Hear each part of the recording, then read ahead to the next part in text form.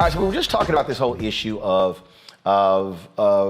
police brutality, police violence committed against multiple Americans, but especially African Americans. Yet, our next guest, Philip Clay with the Project 21, claims that black media doesn't talk about a major issue like black-on-black crime. So, really, I found that'd be really interesting.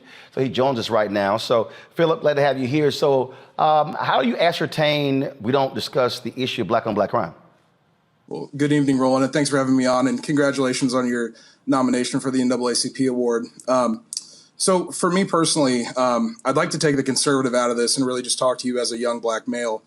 From where I sit in Indiana, which has a very high crime rate when it comes to black Americans, I don't see the same outrage and instances of black on blacks, young black teens killing black teens, as I do when I see 5 black officers beating and killing Tyree Nichols in tragedy, or in instances like you were just talking about earlier in Mississippi, or in the George Floyd instances. To me, the article that I wrote and the reason I'm on your show is because I feel that until we as a community can start to rally together and say no more, we can't progress. My article intends to say that we need to, as a community, come together and stop blaming police, just blaming police, and we need to stand together, and we need to progress, and we need to make things happen. What is the, so you say you're there in Indiana. What is the white-on-white crime rate in Indiana? You know, rolling off the top of my head, I don't know that figure for you. So I'm trying to understand, if you only mentioning black-on-black crime, how do you not mention white-on-white crime? Because if we're talking about crime in this country, we've seen an explosion in the last several years of crime in rural America that doesn't involve black people. Right. Although 89% of black people are killing other black people. There was an article, unfortunately I can't share my screen like you can. Right, but the reality is, if you look at actually crime in America, it typically happens where people live. So typically, if you're black, crime is being committed by someone black, and if you're white, crime is being committed by somebody white. So why is it that no one ever mentions white-on-white crime? Why is it the pathology always black-on-black crime?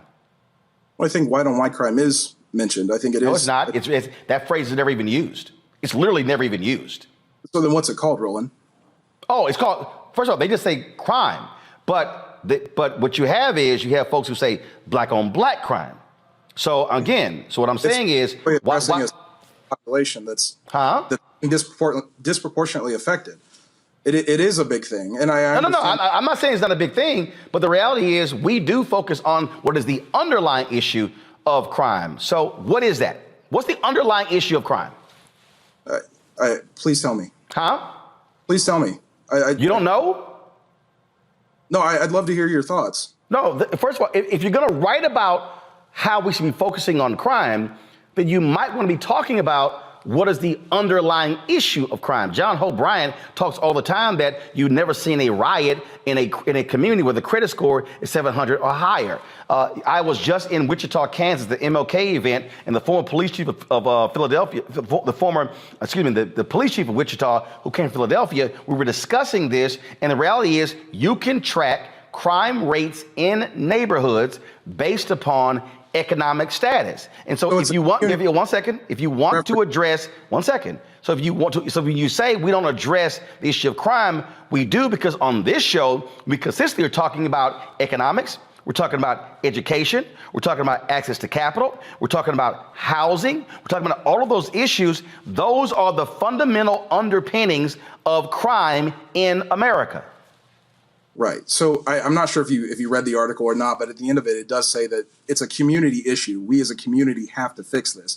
But I don't think, like your last panelist was saying, by just vilifying police and saying that all the police are bad. And I'm sorry, who said that?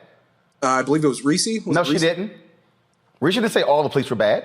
We were very specific about what cops we're talking about. And so if we're talking about cops, because you talk about a disproportionate rate, the fact of the matter is we see it where cops do lie. In your neighboring Chicago, there was a judge who got so sick and tired of cops lying on the witness stand that he literally reported them to the Citizens Accountability, saying, I will not allow these cops to come back in here. You have district attorneys in Prince George's County and also in Chicago. They have lists of cops who they will not let testify because they are known to lie. So why can't we hold cops accountable for also committing crimes and lying and making things up in police reports? And we will talk about what happens in the neighborhoods. Why can't we hold them accountable? They got badges and guns. No one's saying that we can't hold them accountable. And I want to make that clear. And the article doesn't say that we can't hold them accountable. The article clearly says that good cops call out bad cops. And despite all I'm sorry, you said good cops call out bad cops? Good cops call out bad cops. That's a lie. That is literally a lie. We saw right there in Memphis where so were there any good cops who showed up? We played a video yesterday. We played a video yesterday in Chicago where these two cops were beating this guy in a jail cell. Two cops, two other folks just stood there and watched them. We've shown a video on this show from Los Angeles, from Mississippi, from South Carolina, from North Carolina, from Philadelphia, from Detroit, where cops stand back and watch these things unfold, and they will actually back up the lying cop in police reports. So please show me where there's this swell or this groundswell of good cops reporting bad cops. Roland, you and I agree on that subject, that those people are not good cops, the people that stand by idly and don't do anything. In doing research for the article, and fortunately enough, last year I had a chance to work with my local police department to understand what goes into being a police officer, because I wanted to know for myself what it takes to become a police officer. One of the things that was taught, one of the core things, was that not only is use of force a last resort, but you're also taught to de-escalate your partner when your partner becomes too emotionally involved or too attached to whatever's happening. How often have you seen that? How often, when you've seen a lot of these video footages, now I've seen de-escalation when the person's white. I've seen a whole lot of de-escalation. But typically, when I'm seeing body cam footage and it's somebody black, I'm seeing an escalation of tensions. And so please give me some examples where de-escalation is often happening. You're talking about the videos that have been seen. What about the thousands that haven't been released because there was a successful de-escalation or there was a successful stoppage of whatever was happening? Or the examples where the cops didn't turn the cameras on, and where in Chicago they were breaking the antennas off of the dash cam cameras as well. I mean, again, the point here is, again, we're still talking about a fundamental problem in this country. Last year, police in America, based upon the data, Samuel Singawe, we had him on the show, they killed more people in 2022 than any other point in history. We have seen a dramatic increase of police violence. We have seen insurance companies come out and say that they are going to stop insuring cities, or they're going to actually raise their rates because of the high number of police violence cases. And so I'm trying to understand, you want to talk about black on black crime as a conservative. Here's what I want to know. Where are all of the fiscal conservatives complaining about the millions upon millions and billions being spent on police settlements? That's a good question, Roland. They're not there. I guess who I don't see? I don't see Grover Norquist. I don't see, let me tell you something. Memphis is probably going to pay $20, $30, $40 million settlement. It's likely going to be higher than the George Floyd settlement. Do you know who I have not heard a lot on this? Governor of Tennessee, the Tennessee legislature. I've not heard Republicans in that state say this is gross and it's unfair. What you do see, though, you typically will see Democrats or you see the Black Caucus.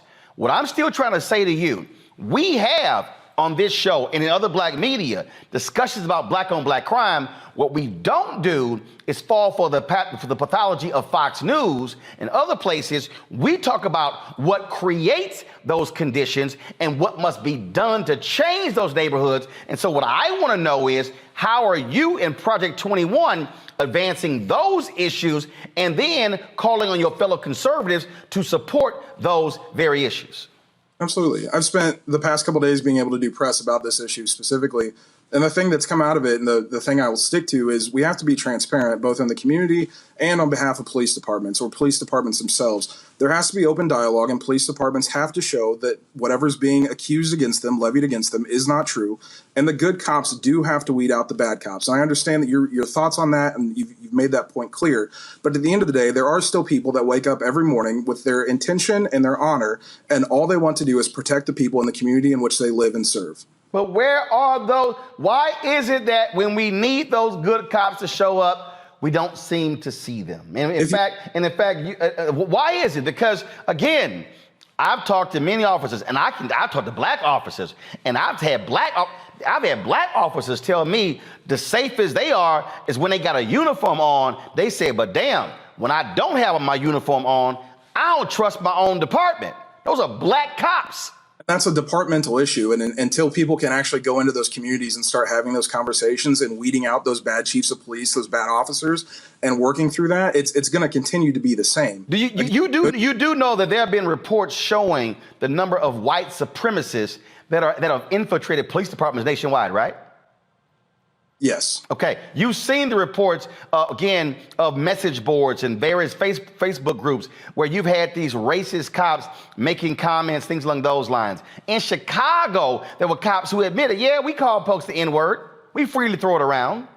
So if you're a black person in the Chicago community, why would you trust a racist cop? Hold on, I gotta pay some bills. Philip, I asked the question, if you're in a neighborhood and you have had bad encounters with cops and you know you're dealing with racist cops in those areas, how can you trust them? I don't think you can. But I guess the question, my question back to you is, what do you do in that situation? What would you, Roland Martin, do in that situation if you can't trust the cops in your neighborhood? I'm not dealing with them, because here's the deal.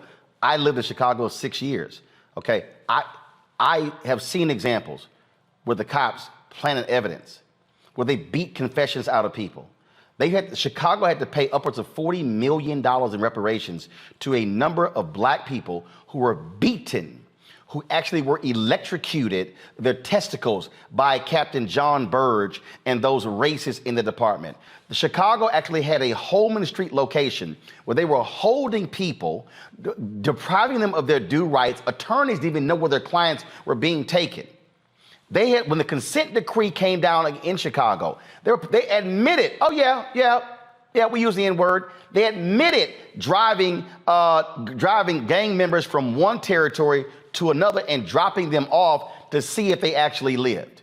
Okay, we saw again under Trump where Sessions tried to get rid of the consent decree in Baltimore. Cleveland's been under 2 consent decrees. But again, if we're gonna have a discussion about black on black crime, let's also at least say white on white crime, but let's deal with the issue of how do you address crime? You do not address crime with policing. You have to address crime in a holistic way. And unfortunately, Philip, Republicans and conservatives do not want to do that in this country. It's a matter of more jails, more police, more funding. Let's increase the funding, but not deal with the fundamental underpinning of crime in neighborhoods, which is poverty. Again, I ask if you read my article, because at the end of it, again, I do say the only way that this works is if we as a community come together and try to fix this morally bankrupt system. But why is it at the end of your article and not the beginning of your article? It's throughout, Roland. There's a lot to unpack in what happened. There's a lot to unpack in what happened in Mississippi. Or I'm sorry, not Mississippi, in Memphis. Let me go to my panel. Let's see, Reese, since he name checked you, you get the first question or comment. Yes, I actually did read the article, and I have to say I think it's appalling to use the brutal death of Tyree Nichols to advance propaganda as Black people as violent. You compared. You compared. I listened for the past 10 minutes without, whatever. So anyway, so you compared the cops to gang violence, which is more coded language, anti-Black coded language.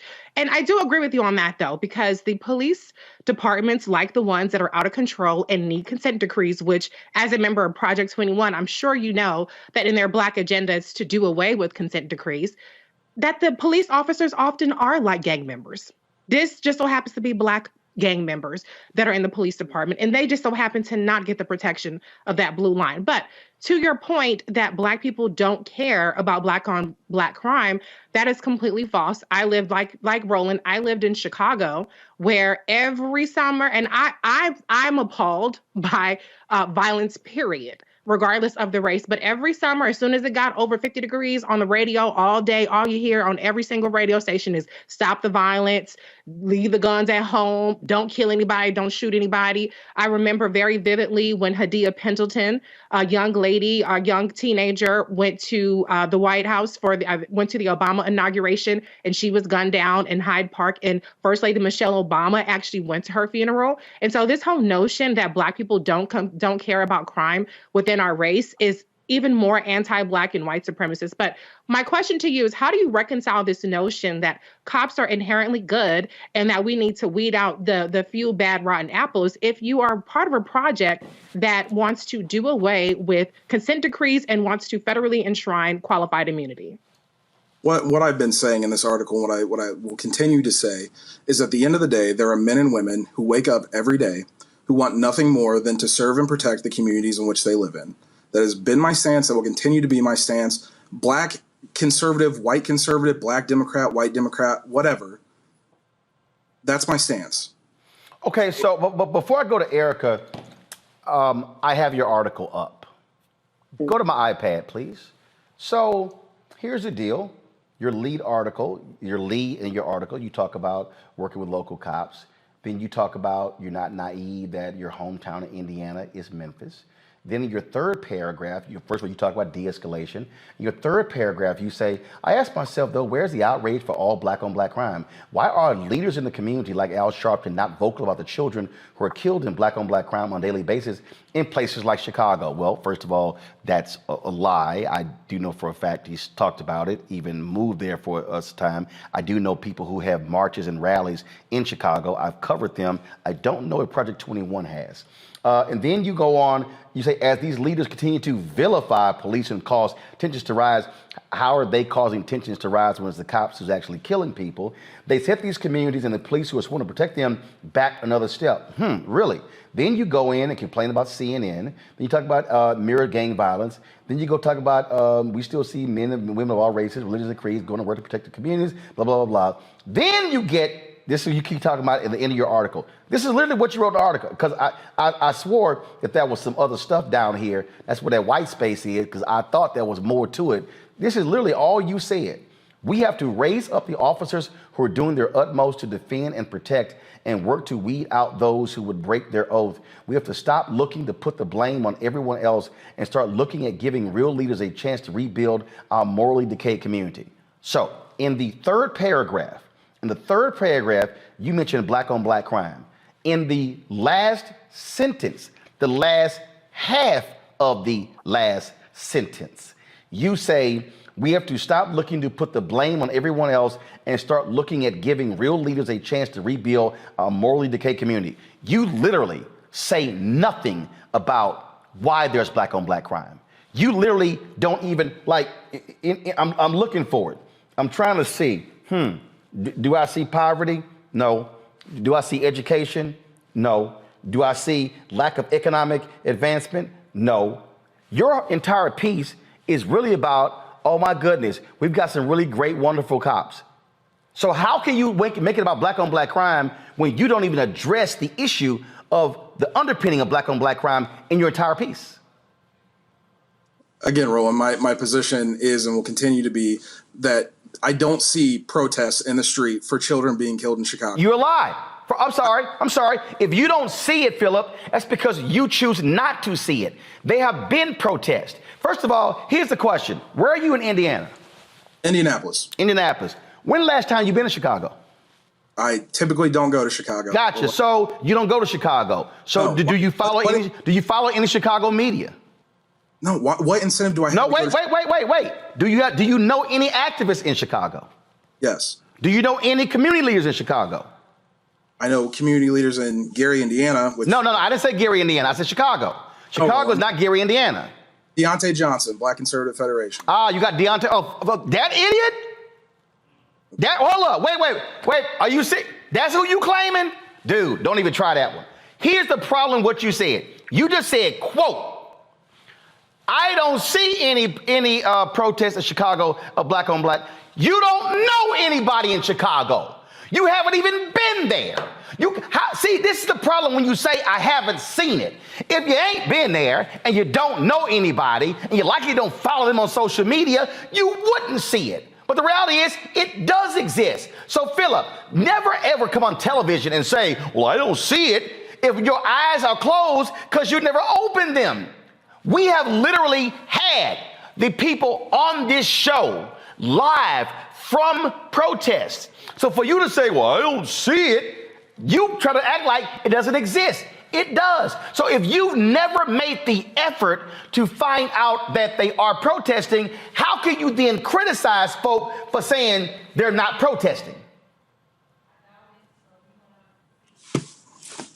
I don't know what you're trying to accomplish. Philip, let me help you out with something. Let me just help you out with something, Philip. Usually I ask for help if I need. No, because you need some help right now, Philip. Like you need some help real bad. If I said I have never ever seen Philip in a red tie, and if somebody says, Roland, have you ever met Philip? No. Have you ever seen Philip on TV? No. Have you ever seen Philip at an event? No. Well, hell, if you ain't never seen Philip, of course you ain't never seen Philip in a red tie. So how can you say people are not protesting black on black violence in Chicago, but they are, but you haven't seen it and you've made no attempt to find out it exists. But let me ask you this question. And I want you to answer that one too first. Why are you so worried about Chicago and you ain't focused on crime in Indianapolis? We are focused on crime in Indianapolis. So why are you bringing up Chicago though? Because I'm sorry, go back to my iPad. I'm looking at your column. You simply state, I've had the opportunity to work with my local police department. You don't name it. You say I'm not naive enough to equate my hometown in Indiana to Memphis. You don't name your hometown. And so why is it that, again, third paragraph, right here, why are leaders in the community like Al Sharpton not vocal about the children who are killed in black on black crime on a daily basis in places like Chicago? Why didn't you mention your city? I mentioned Indianapolis in all the radio interviews I've done. No. Why didn't you mention your crime in your city in your column? All right, let me do this better. Philip, what are you doing to solve the crime issue in Indianapolis? I want to hear specifics. Working with local police departments to bridge the gap between the police and the community. How? No. What are you doing in the community? I get the cop part. Has the community ever seen you? Yes. Hold on, I'm sorry. What communities? Indianapolis. Plainfield. No. What communities in Indianapolis? I literally just said that. Indianapolis, Marion County as a whole, Plainfield, Avon, Brownsburg, Danville, Johnson County. And what are you doing? What are you doing in those communities? Working to improve police relations. Like what? No. But what are you doing? Like when you say working, have you had community-based town halls? Not the cops, the community. When? Yeah. When? Yeah. 2020. No, when? Do you want exact dates, Roland? I don't have my iPad. No. I want to know when. Because see, I know people in Indianapolis. I've spoken to them many times. I'm going to call them and I'm going to find out. I'm going to say, hey, have y'all ever seen Philip? I'm going to call them. Have you ever seen Philip? Has Philip ever come around? Because see, you keep saying you putting in the work. So, okay, how about this here? In the last year, how many community-based town halls have you actually held or attended community-based town halls in Indianapolis? Not cops, the community. How many? I've not been at any in the last year. Whoa, stop. Whoa, hold up. See, now, hold up. I'm up against a break.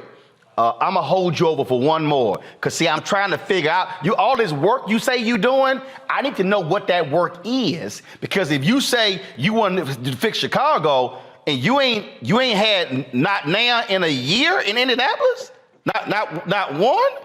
Okay, hold on. We'll be right back on Roland Martin Unfiltered. See, Philip, you want to have the conversation on black-owned media. Oh, you having it. We'll be right back. No, we'll be right back, Philip. I'm going to give you some time, Philip. We'll be right back. No, because it's not even a conversation. I'm going to give you some time, Philip. At this point, it's not even a conversation. Most people. See, I told y'all. See? Don't mess with a grown-ass man. Philip didn't do his homework. See, Philip went on other people's shows who didn't question him. They didn't actually break down his article. I'm about to go to Erica and Michael. But see, oh, by the way, y'all, you know Philip hung up. You know Philip hung up. He hung up. And they've been calling him back, texting him. And I said, let him know he can talk for the first 2 minutes. But Philip hung up because he couldn't take that heat. Because see, y'all, see what happens is, see, Philip, the basis of his, see, y'all got to understand. The basis of Philip's article, oh, y'all don't discuss black on black crime. Okay, you want to have that conversation, Philip? Let's have that conversation. And y'all heard he kept saying, no, but I said at the end of my article, we as a community, we got to come together and solve the problem. Oh, but then when I asked Philip, when has the community seen you? Philip, well, I work with the cops, not the community. Oh, Philip, Philip, when did you last work with the community? Any town halls in the last year? No. What the hell you been doing? See, Erica, they don't like getting questioned on specifics. See, he was like, oh, you ain't let me talk. No, I let you talk because you can't answer my questions. That's the real deal. He couldn't answer the questions because he thought he was going to come on here and talk about how black media don't do this and y'all don't discuss black on black crime until I start questioning his ass on what he ain't doing. Period. And sent poor little Tink Tink home. But I'm glad that line of questioning came out because if you look at his Twitter page, you can see how Philip Clay gets his bag. More importantly, I am very tired of people raising their platforms off of the backs and off of the pain of Black grief. And one of the things that I was going to ask him was, did he know what grief does to the first, did he know Tyree Nichols, his mother and father's name, and specifically his mother, who talked about how much Tyree loved her, how he had her name tattooed on his arm, and that's something that you don't mostly get from kids, especially young men, but he did that, and he was the youngest in his family and very well loved, a young father.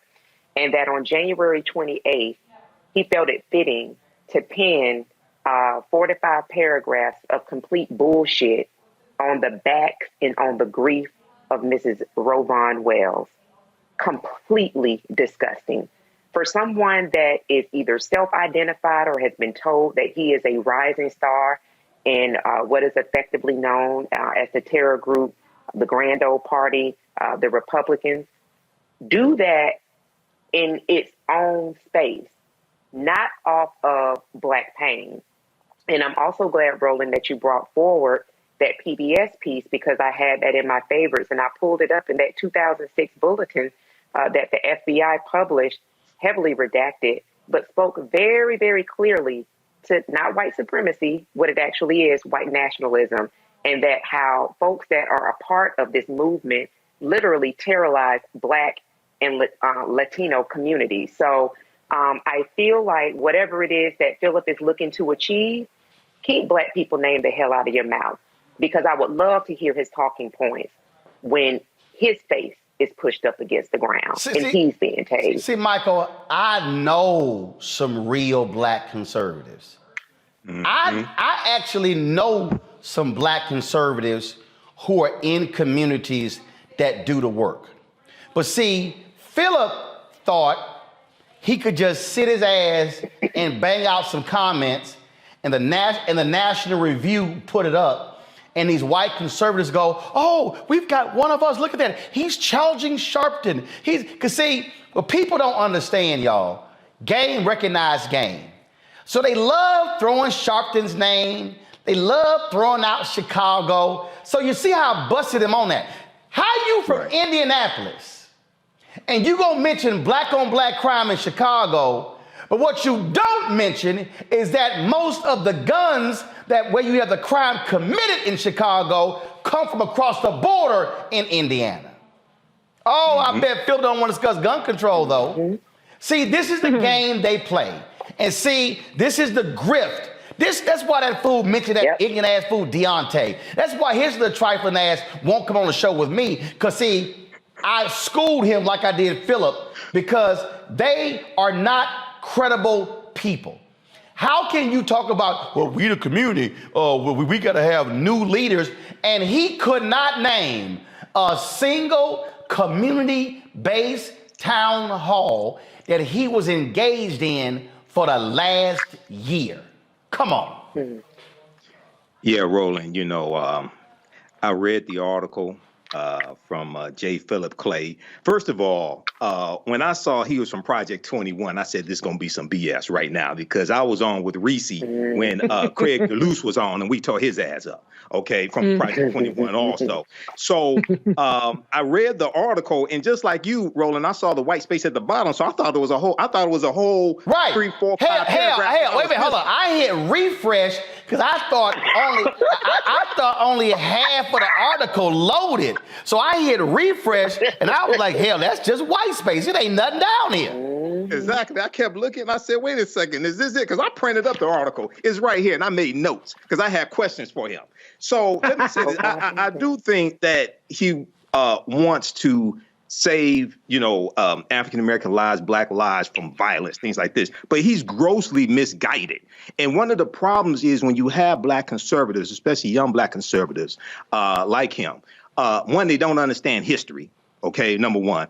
Two, one of the questions I was going to ask him is that did he know that from 1980 to 2008 that the majority of gang homicides in America were committed by white offenders? 53.3% were committed by white offenders. And from 1980 to 2008, the majority of gang homicide victims were white people, 56.5%.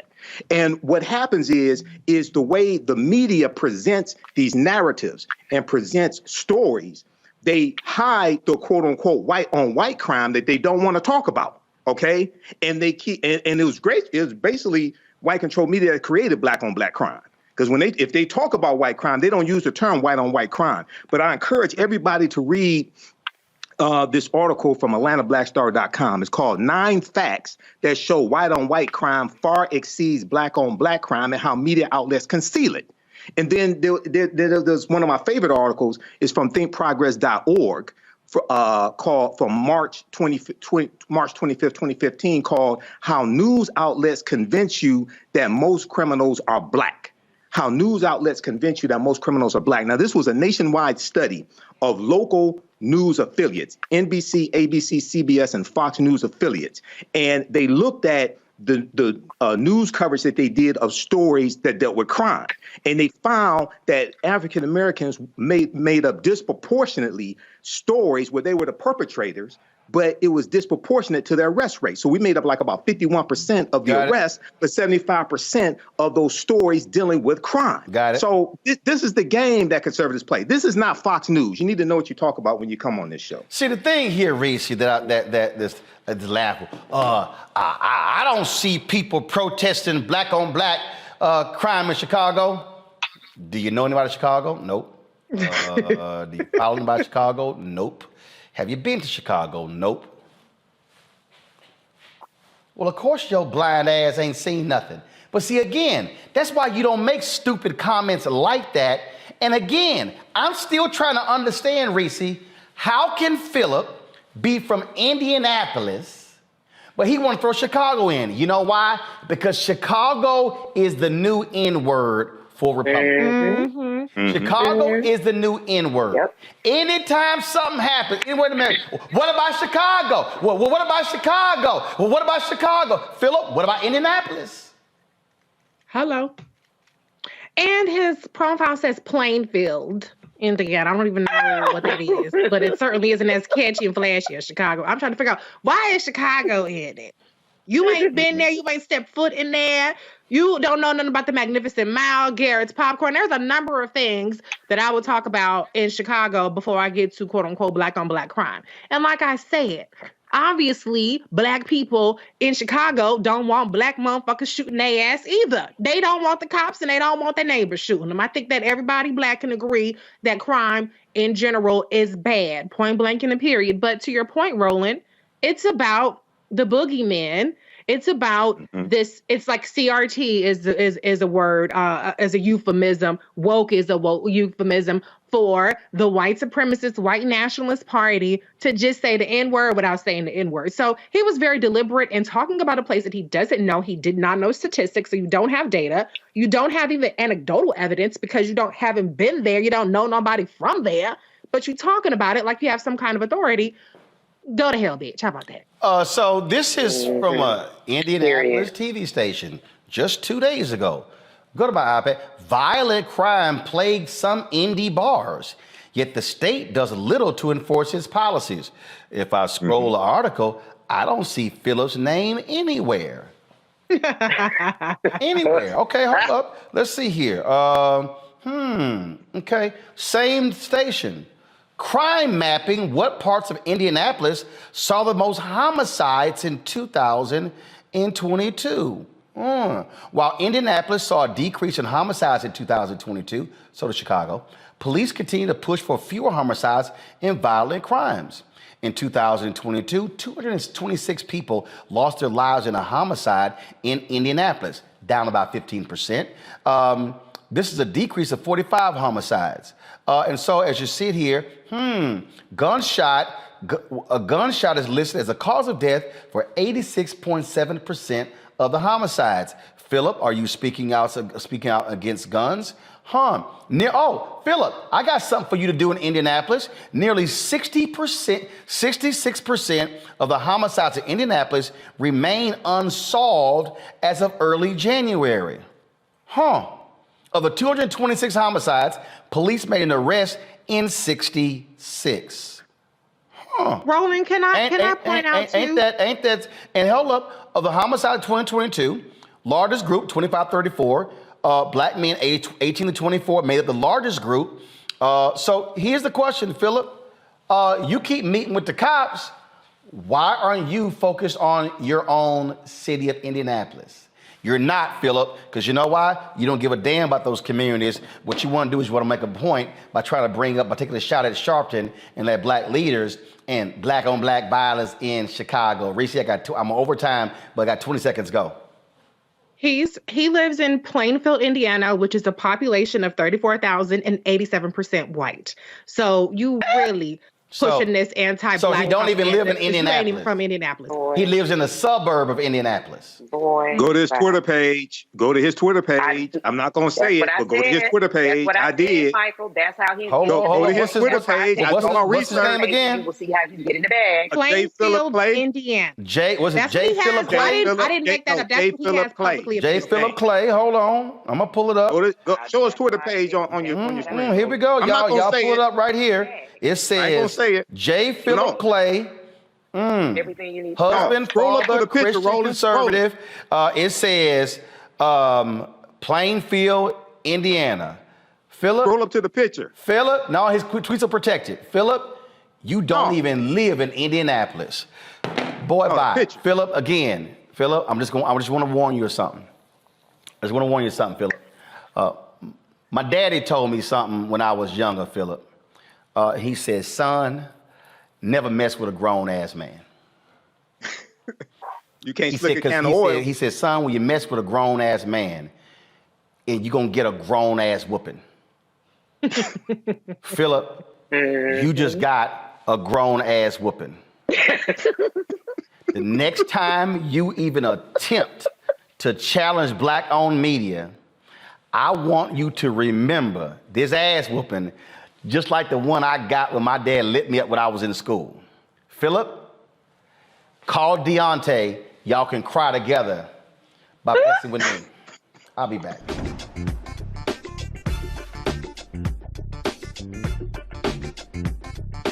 Folks, Folks, we're 1 year away from the 2024 presidential election. Donald Trump's leading the polls on the Republican side. President Joe Biden, of course, on the Democratic side, is likely to be a rematch from 2020 when Biden beat Trump.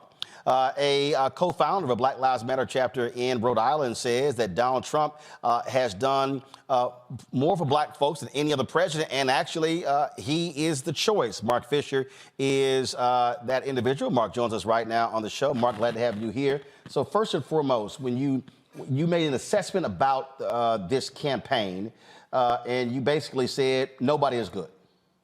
That's right. Okay, explain. Well, I mean, it's self-explanatory. Everybody else sucks, I said, to quote myself. And, you know, when you look at who we have sitting in the White House right now, I said he's a deep disappointment. He's let me down. He's let my community down. The whole Democratic Party is a complete disappointment. And I think that as an independent, I will endorse Donald Trump as the best candidate that we have. Why is he the best? Well, because he's somebody who I would consider a strong man. I consider him somebody who would give us respect on the world stage. You say we don't have respect on the world stage? I feel like it's waning. I feel like it's what? I feel like it's when we have somebody like Joe Biden as the head of state representing us globally, I don't think it's the same as if it's Donald Trump representing us. President Joe Biden was able to pull back the NATO coalition, which Donald Trump actually splintered during his 4 years. That played a role in terms of what we see happening with Ukraine and Russia. We have also seen, again, European leaders talk about his leadership. So explain that, because obviously international leaders had, except for the dictators, they had a totally different view of the foreign policy of the United States under Trump and Biden. Well, fundamentally, they both come from a different perspective. When you look at somebody like Donald Trump, he's America first.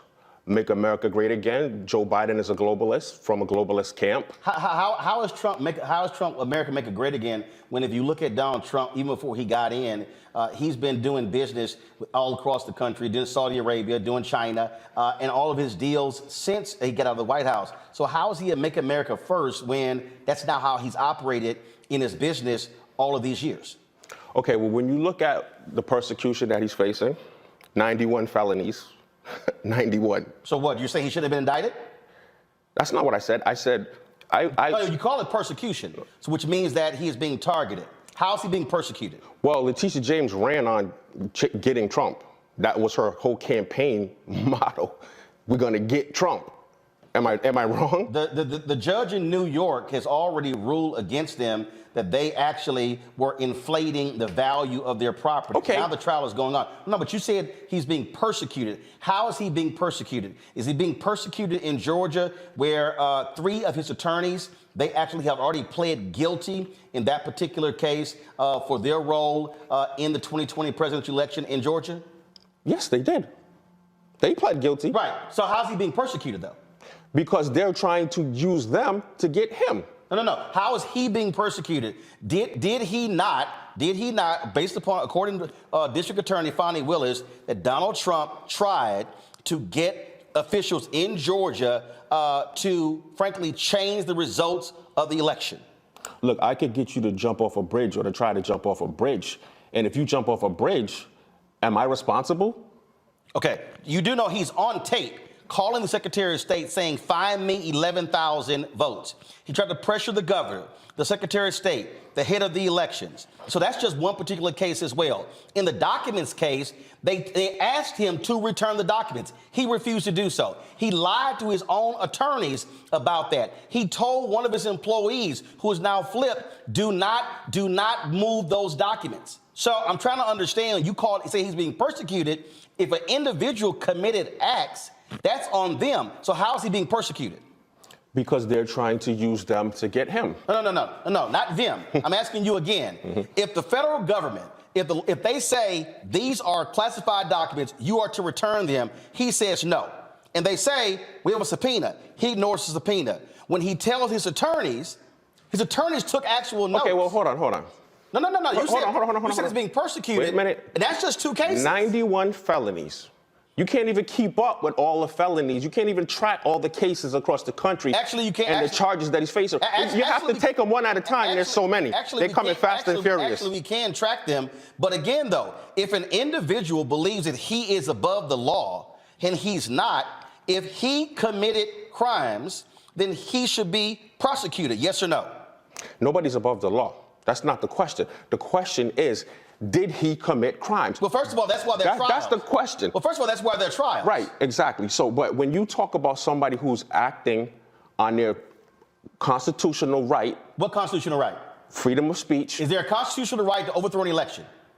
He believes, and as many do, that there was some suspect activity involved in the 2020 election. How many lawsuits did his campaign file, and how many did they win? So, but what I'm saying, asking you a question. I don't know. What I'm saying I can give the answer. More than 60 lawsuits were filed. They lost them. Courts, Trump judges, Republican governors, Republican Secretary of States certified the election results. Now, here's the question. I'm confused. If there was election irregularities in Georgia, how did the Republican governor win? The Republican lieutenant governor, the Republican Secretary of State. How did Republicans win all statewide offices in Georgia in 2020, but this one race, there were problems? I'm going to tell you. How? Because they're all part of the same deep state. Dude, corrupted. I'm confused. I'm confused. Gonna let me finish? Brian Kemp, the governor of Georgia, endorsed Trump, correct or not? They're all part. I'm asking you a question. Did the Republican governor, Brian Kemp, endorse Trump? I don't know. Yes, he did. Did the Republican lieutenant governor endorse Trump? I don't know. Did the Republican Secretary of State endorse Trump? Yes. So again, I'm confused here. All of these Republicans endorsed Donald Trump, yet all these Republicans won. He didn't. He's saying, oh, it's fraud. So, like I said, when you look at the government, both parties. No. See, again, Democrat and Republican. You mentioned persecution, and there were 4 cases. You mentioned especially the Democratic Party. You mentioned 91 indictments. It's a smorgasbord of BS. You still, but hold up. You say let's take it case by case. Suspect behavior and activity. I'm taking it case by case. Both parties. No. I'm taking it. And he's anti-institution. Mark, you say that's the problem that people have with him. That's the problem James has with him. That's the problem Bragg has with him. That's the problem Smith has with him. And that's the problem Willis has with him. That he is anti everything they love. No, he's not. Institution. No, he's They're not. very comfortable, right? And rightfully so. I'm not here to bash them or hate on them. God bless them. I love them. But what you're doing is making stuff up. What am I? So again, no. You say it out of your mouth. He was being persecuted. You mentioned the 91 indictments. You mentioned the 4 different cases. I walk you through 2 of those.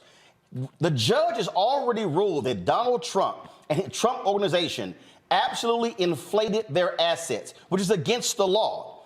Donald Trump's own accountants testified that they actually inflated. He even inflated the size of his own penthouse. I just don't understand how people can't think for themselves. You got all these zombies walking around. You're telling me you got all these people walking that can't think for themselves, doing whatever's in their best interest for their own expedience and their careers. But every time it happens, it comes back to Donald Trump. Donald Trump. Throw him in prison. Take all his assets. Throw him under the bus. Take him off the ballots. Like. You don't think people can see this? So what you're saying is this is anti-American. What you're saying is actually no, because there's a sign above the Supreme Court. It says equal justice under law. What you're saying is you don't mind a liar. What you're saying is you don't mind somebody making. What did he lie about? Donald Trump lied about the value of his assets. Donald Trump has lied about not trying to overturn. Can I say something? Hold on, Mark, I'm not done. On that point, Mark, I just want to, because you said he lied about the value of his assets. You're saying that he lied, his people are lying for him all the time. So what I'm saying is, if he's asking for 11,000 votes, if they're doing that, if he's asking people to make his property as lucrative and as attractive as possible. And these people are doing it, right? They're doing it. Whether they're doing it or not, that is their own personal business and choice to do that. If he says, I'm looking for 11,000 votes, you're absolutely, I know people who have reached out to me, black people, who tell me that there has been all kind of fishy business going on. And Mark, double voting, triple, quadruple, and you're right quintuple voting. No, I can tell you, people are reaching out to me, telling me they keep calling him Bill, William, Willis, so on and so on. And the Democratic elected. So you say, oversight. Oh my God, I see double voting. That's what people are telling me. But the Republicans in Georgia. So I'm just saying, Mark, wait a minute, Mark. There's reason. I'm going to finish, Mark. There's reasonable doubt. I'm going to finish. No, it's not. No, it's That's not. all I'm saying. When you have, and you can't blame him for that. That's protected under our First Amendment right. Are you literally making this up as you go along? So we don't have protected rights. You do know. You do know. We don't have the right, Mark, freedom of speech. You do know. We don't have the right to access the courts. We don't have the right to keep ourselves quiet. You cannot seize ballots. We don't have the right to cannot seize voting not be machines. sieged and surged, to not be violent. We have rights in this country. And that's one of them, to speak our mind. Assembly. Mark, we have these rights. Speaking your mind and lying. Aren't you a pastor?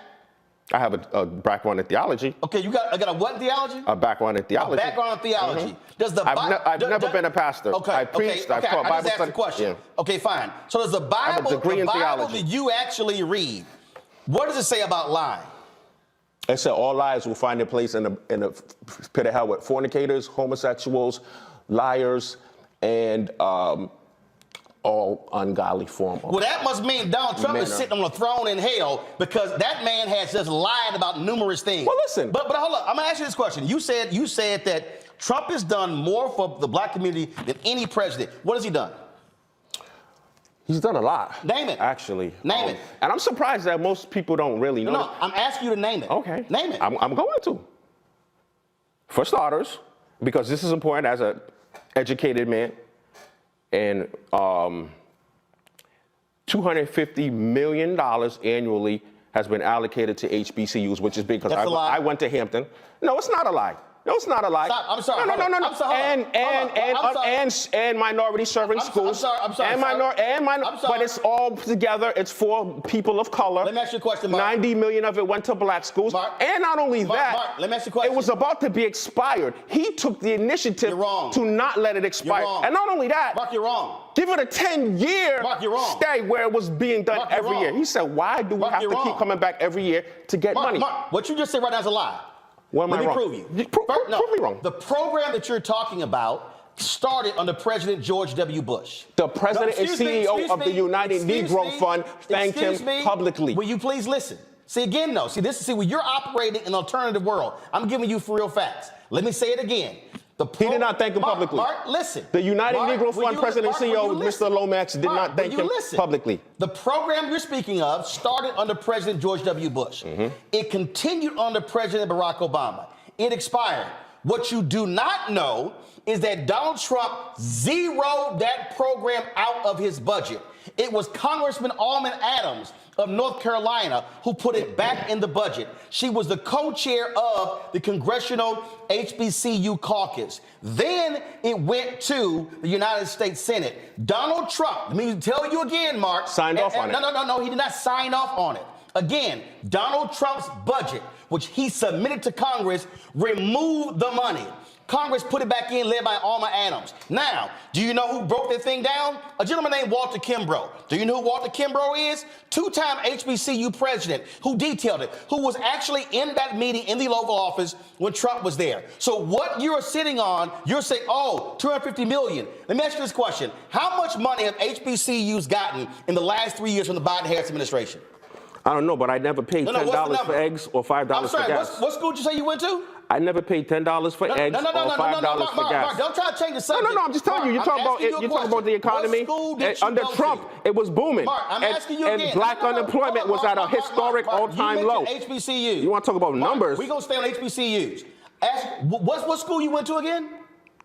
I went to Hampton for a year. Oh, you went to Hampton. And then I went to North Point Bible College in Haverhill, Mass. So let me ask you this question, Mark. You said Trump allocated $250 million to Black and Hispanic serving institutions. About 90. You're reading it. No. I don't have to read because I got it up here. You say about 90 million of that went to HBCUs, right? That's what you say, correct? That's correct. Mark, that is the recognized information. Mark, are you consensus aware? information. Are you aware? In the last 3 years under Biden and Harris, $6.5 billion has gone to HBCUs, not Hispanic serving institutions. HBCUs, $6.5 billion. So you held up $90 million under Trump and $6.5 billion under Biden Harris, but you say Trump is better for HBCUs? You're telling me. Do you need the proof? You're telling me Joe Biden. Do you want the proof? Gave $6.5 billion. I'm sorry. Do you want the proof? Yeah, I'd love to see that. Okay, here's the deal. To HBCUs. Oh, no, yes. And he can't even. Hold up. He can't even put together a reparations commission. Why would he do that? And a matter of fact, he's such a flip-flopper. Hold up, wait. Oh, here we go. You went to Hampton, Hampton, right? He's such a liar. You went to Hampton, right? He's such a duplicitous. Did you go to Hampton? Did you go to Hampton? That's why he picked the vice president he picked. Did you go to Hampton? He could have picked anybody else. Did you go to Hampton? Because they're both just as duplicitous. Did you go to Hampton? You say you went to Hampton, right? 2 peas in a pod. You went to Hampton, right? She's Indian. You went to Hampton, right? HBCU you went tours. To Hampton, didn't but you? during the tours, she's all Wakanda forever. See, Mark, see what you're doing. See, what am I doing? This is why you love Trump. Because you're doing the same nonsense he do. You bring up something, then you switch topics. You told me you was going to show me. I said I'd love to see it. Mark, I'm walking you through it. I'm waiting, bro. I told you point blank. Hampton University, I'm going to tell you how much Hampton actually got. Hampton University, $48.7 billion under Cap 1, $4.2 under CARES Act, $9.8 under CARES Act. Wait. $6 million under CARES Act. When did this happen? $12 million. Hold on. American Rescue Plan, $12 million. Who, last 3 years. And to what extent? American Rescue Plan 2, $21. Your university. You're reading numbers. Wait. What is that? What source is that? Department of Education. Okay. And when did this happen? The last 3 years. The last 3 years, each year. Each year. Okay. The total amount that your university. Okay, but you're telling me that still doesn't equate to 10 years. Mark, listen. $95 million. Mark, that's a lie. How is that? Your own university, Hampton, received $112 million alone. The total amount that went to over the last 3 years. The total amount that went to HBCUs. You saying over the last 3 years? $6 billion. Over the last 3 $567 million. You saying Hampton got how much? $112 million. Over how long? What type? In the last 3 years. And I named them. Let me name them again. So you're saying, hold up. Cap 1 forgiveness. 40 hold up. No, I want you to listen. I want you to listen, because see, right now you ain't listening. Cap 1 forgiveness. CARES Act. CARES Act 2. Then you have American Rescue Plan, American Rescue Plan 2. Your own university got more by itself than Donald Trump signed the bill for all HBCUs. Okay, but the CARES Act is expired. The act is over. He did a 10-year plan. No, he didn't. CARES is done. It wasn't even him.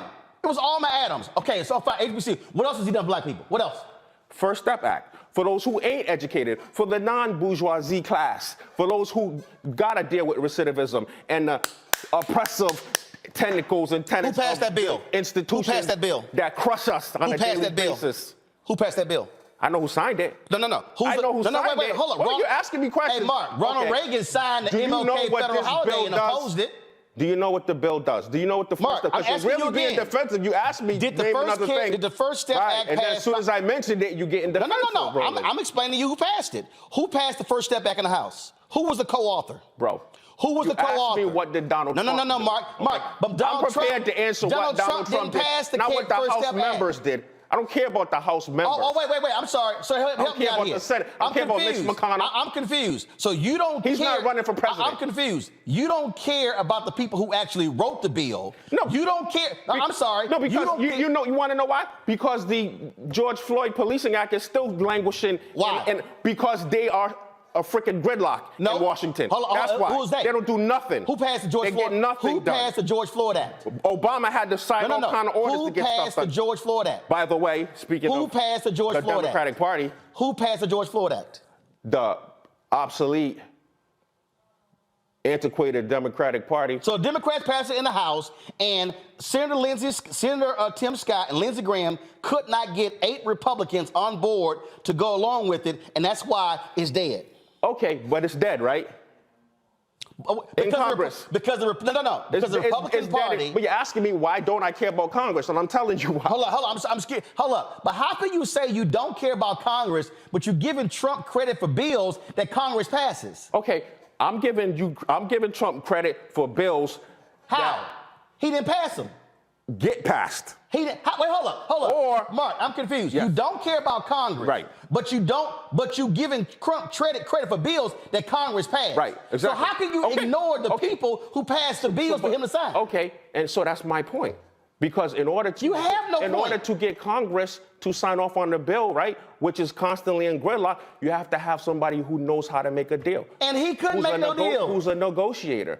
Who makes things. This is hilarious. Okay, what else he did for black people? That's because other than that, what does Congress do? Nothing. Since you said 2 things, what else he done for black people? What else? Okay, we have the like I said, black unemployment was at a historic low. Actually, you know, black unemployment fell lower under Biden than Trump. Well, you also know that black male unemployment hit its lowest point in April under Biden than it did in history. Okay, well, I can tell you. I'm just telling you. No, I can tell you it was lower than it was under Obama. And that's no shot at Obama. I'm confused. Obama not on the ballot. Again, the black unemployment rate. Right, because we love to praise Obama. I didn't bring up Obama. No, I'm just saying. I'm just saying. We got to keep it real. We got to stop operating from emotion, and we got to stop operating from intelligence and logic. That's all I'm saying. If we want to compete with the rest of the world. Mark, the total unemployment rate has been lower under Biden than Trump. The black unemployment rate has been lower under Biden than Trump. So how is Trump better for black people? So like I said. What else? Compared to his predecessor. No, what else? Okay, what else? Okay, so other than the HBCU 10-year bill expansion. Okay, but again, though. The First Step Act, which reduced the federal prison population. You didn't want to let me get that out, did you? That Democrats passed in the House.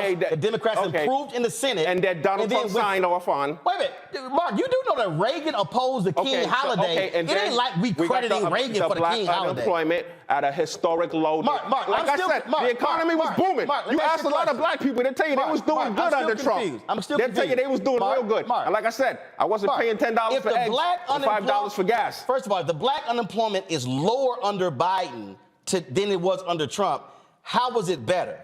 Say that again? The black unemployment has gone lower under Biden-Harris than it did under Trump. Okay, so what I'm saying is, because you know why? Because black people are the most intelligent people in the world, man to man. And they had to, like we always do. What in the hell are you talking about? I'm going to explain to you. They have to pull themselves up by the bootstrap and make shit happen. You heard of the Great Migration? You know what that is? Yeah. Who led it? Okay. The black Who led it? The blacks who said, screw this. No, actually, that's not. Actually, there's a guy on the wall who ran the Chicago Defender. Let me finish. And you know what? You want to know what assisted that? You ever heard of the Platinum Plan? Do you know what that is? Wait a minute. Hold on, stop. No. Let me finish. No. Just let me finish. Trump Platinum Plan do you know what created the Great Migration? No. What I'm saying is, I'm confused. I didn't say that. The Great Migration was in the 1930s and 40s. No. Excuse me. I meant the Great Resignation. I apologize. When all black people in droves was like, screw this. The Platinum Plan. What was the Platinum Plan? Okay, so the Platinum Plan. What was that? It increased income in black businesses. No, it didn't. And the Platinum Plan was a proposal. It never actually got enacted. What I'm saying is added capital to the black entrepreneur. No, it didn't. And it didn't. Also promoted and touted Juneteenth as a national holiday. So Juneteenth was part of the Platinum Plan. Are you out of your mind? Juneteenth would have been a national holiday if Senator Rand Paul did not object to unanimous consent. Oh my God. Are you just sitting here just making shit up? You're asking me about Trump. No, you're making stuff up. Questions. And now you're throwing in Rand Paul and I'm throwing in facts. You're asking me questions and I'm answering them. No, you're not answering. What you're doing is you're doing what Trump is doing. You're just making shit up. So there's no dude, the Platinum Plan was a plan. It was never enacted. Exactly. I know. And he also said. I know that. And Trump said, you know why it wasn't enacted? Why? because of the black drove of people who went and got this guy elected. No, actually, the droves of blacks who were stuck first of all, on the plan Democratic Party. The plan was a joke because to get this guy elected. The plan was a joke because it specifically said it was going to do what? $500 billion in contracts? Let me ask you this question. How much the total amount of contracts the federal government gives out every year? Okay, so Mark, I'm asking you a question. What's the total amount of contracts the federal government gives out every year? I don't know. It's $560 billion. So you trying to tell me that the total amount of contracts the federal government awards every year to everybody is $560 billion, and Trump was going to award $500 billion of black people? Are you literally out of your mind? So, like I was saying, answer the question. Now, opportunity zones. Oh my God. Also, a low-income community incentivized plan. That I call the Trump White House. Nice try, Mark. I call the Trump White House. It was proposed to revitalize the inner cities by giving business owners, developers, and property owners. And guess what, Mark? I had a pastor. Tax breaks. Mark, let me help you out. Capital gains. Let me help you out, Mark. To pump life into our dead economies and cities. I don't know what the hell you read. No. But bruh, that's what it is. You are literally. That's what opportunity zone is, Roland. Mark, this ain't gonna go on much longer, because right now, dude, you just making shit up. I literally. Did he not sign into law? Mark, listen. The first and only new historic park in Martin Luther King Jr.'s name in Georgia. Are you out of your? Okay, so then. Oh my God. He did not sign into law and create a new historic park in Georgia in honor of Martin Luther King Jr. He didn't do that, Roland. You literally say, let's support Trump because a park was created? No. You're asking me. No, see, this is the problem. No. I noticed how you skipped over that platinum plan. This is the problem. Mark, I noticed how you skipped over those contracts. The narratives that people believe and buy into instead of creating their own narratives. I noticed that's how what you I'm doing. Over the I'm creating a narrative. No, actually, like I did with myself. What you're creating, because I no longer choose to be defined by you, by the news, by print, by media, or by my neighbor. Okay. I define myself. Mark, here's the deal. Everything you just laid out. When I say you are so wrong, when I say you're factually wrong, when I say you can't, and then when you get hit with facts, you want to hopscotch on to the next thing. I brought up contracts, and I gave you the number of federal contracts. Trump said, I'm going to do $500 billion with black people. It's only $560 billion total in federal contracts. That was a flat-out lie. You fell for the okie doke. And so I walk you through. You're touting this $90 million HBCU plan. He said he's going to. He said what? He's going to do $500 billion. That was the platinum plan. Mm-hmm. He was going to do $500 billion to black businesses when the federal government only spends $560 billion total for everything. So how in the hell is, if the federal government is spending $560 billion total, he just going to go, I'm going to give $500 billion to black people? I can tell you what, I didn't hear that. I never heard. I'm not. You didn't hear it? No, listen. I didn't hear him say I'm going to, because it's it's in the plan. Okay. The plan that you brought up. The platinum plan. Now, if he said that he's going to give $580 billion. No, he says $500 billion. $500 billion to invest in black people, right? Where's it coming from? That's a good question. You damn right, it's a good question. And now, like, and it ain't coming from the federal government. What I'm saying is, like, with a lot of things, he made shit up. I can't speak for him. I can't you can't speak for him. No, I can't. I can't speak for him. Oh my God. I can't speak for you. I can tell you, based on facts. What I know, experience, you literally what I read and see, have not recited any facts. And historical sources, empirical evidence, what the facts are. That's what I can do. I can't speak for him. Mark, I feel for you, brother. I know you've gone down some rabbit holes, but listen, you ain't cited any facts. You haven't cited any of that. What you've thrown is stuff out that's easily disproven. Easily. Let me say something, Roland. Okay, final comment. Because I got to go to my black lawyers next. Because we're fighting these Trump federal judges who want to get rid of the Voting Rights Act. But go ahead. It's important to understand that, most importantly... Oh, my bad. I need to put on some Marvin Gaye because this is some bullshit. But go right ahead. Most importantly, we're trying to pivot off of the Democratic plantation. We're trying to make a pivot from this hold. How about you pivot to facts? This hold How about you pivot to facts? that this party has on my people. How about you pivot to facts? That's so destructive to my people How about and my you community. pivot to facts? That's what I pivot to. You literally- Now, if Trump is the alternative. No, he's and hey, not. I support him. Dude, you literally That's the most important thing. called the January 6 people dissenters when they were domestic terrorists. I said what? Say that again? You have been quoted as calling the January 6 folks dissenters when they actually are domestic terrorists. Well, listen, You support them?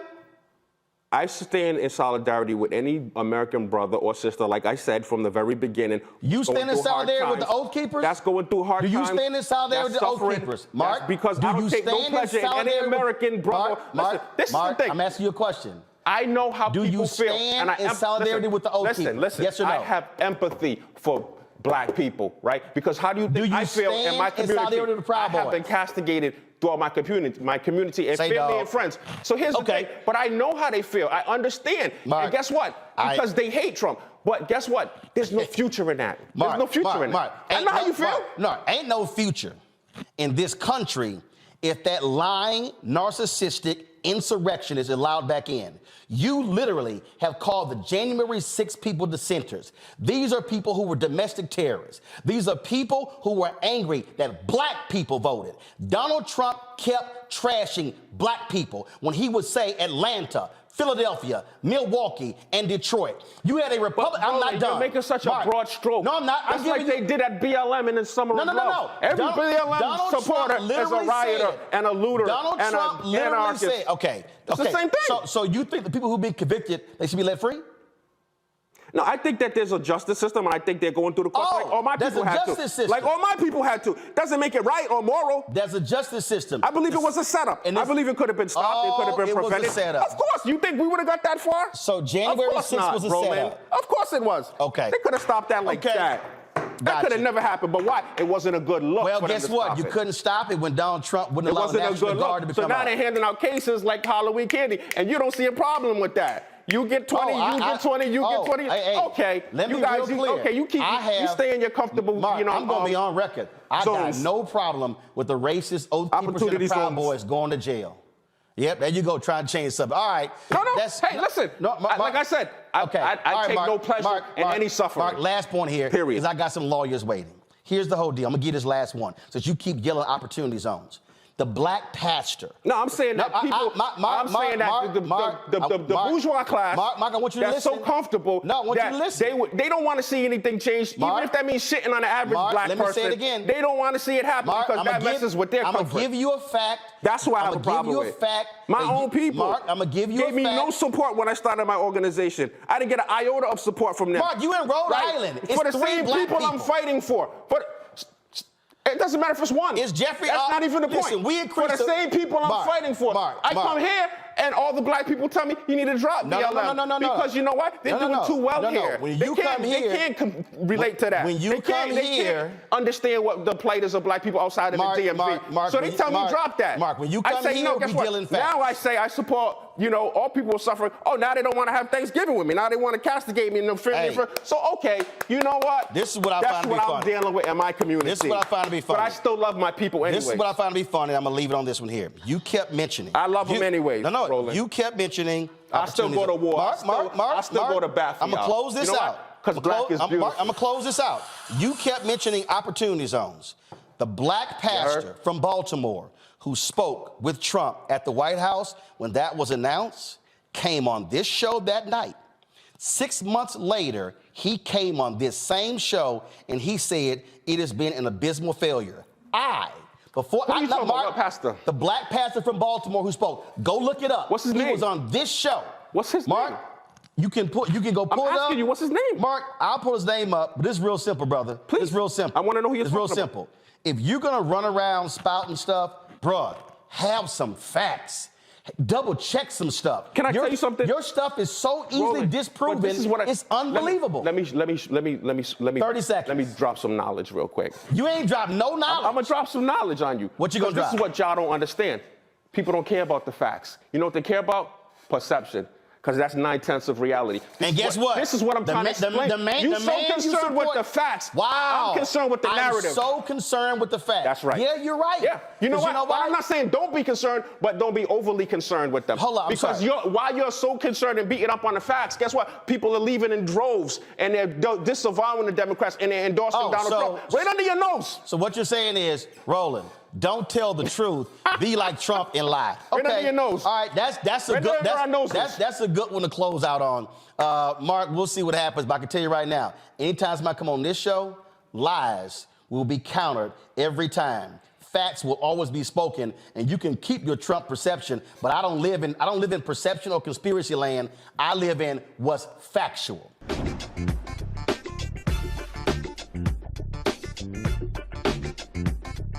You look back on 4 years of News One now, time for one of my classic clapbacks. In August, Paula White and Jim Baker had the nerve to call Donald Trump a man of God who is under siege from evil forces. You know, I had to respond.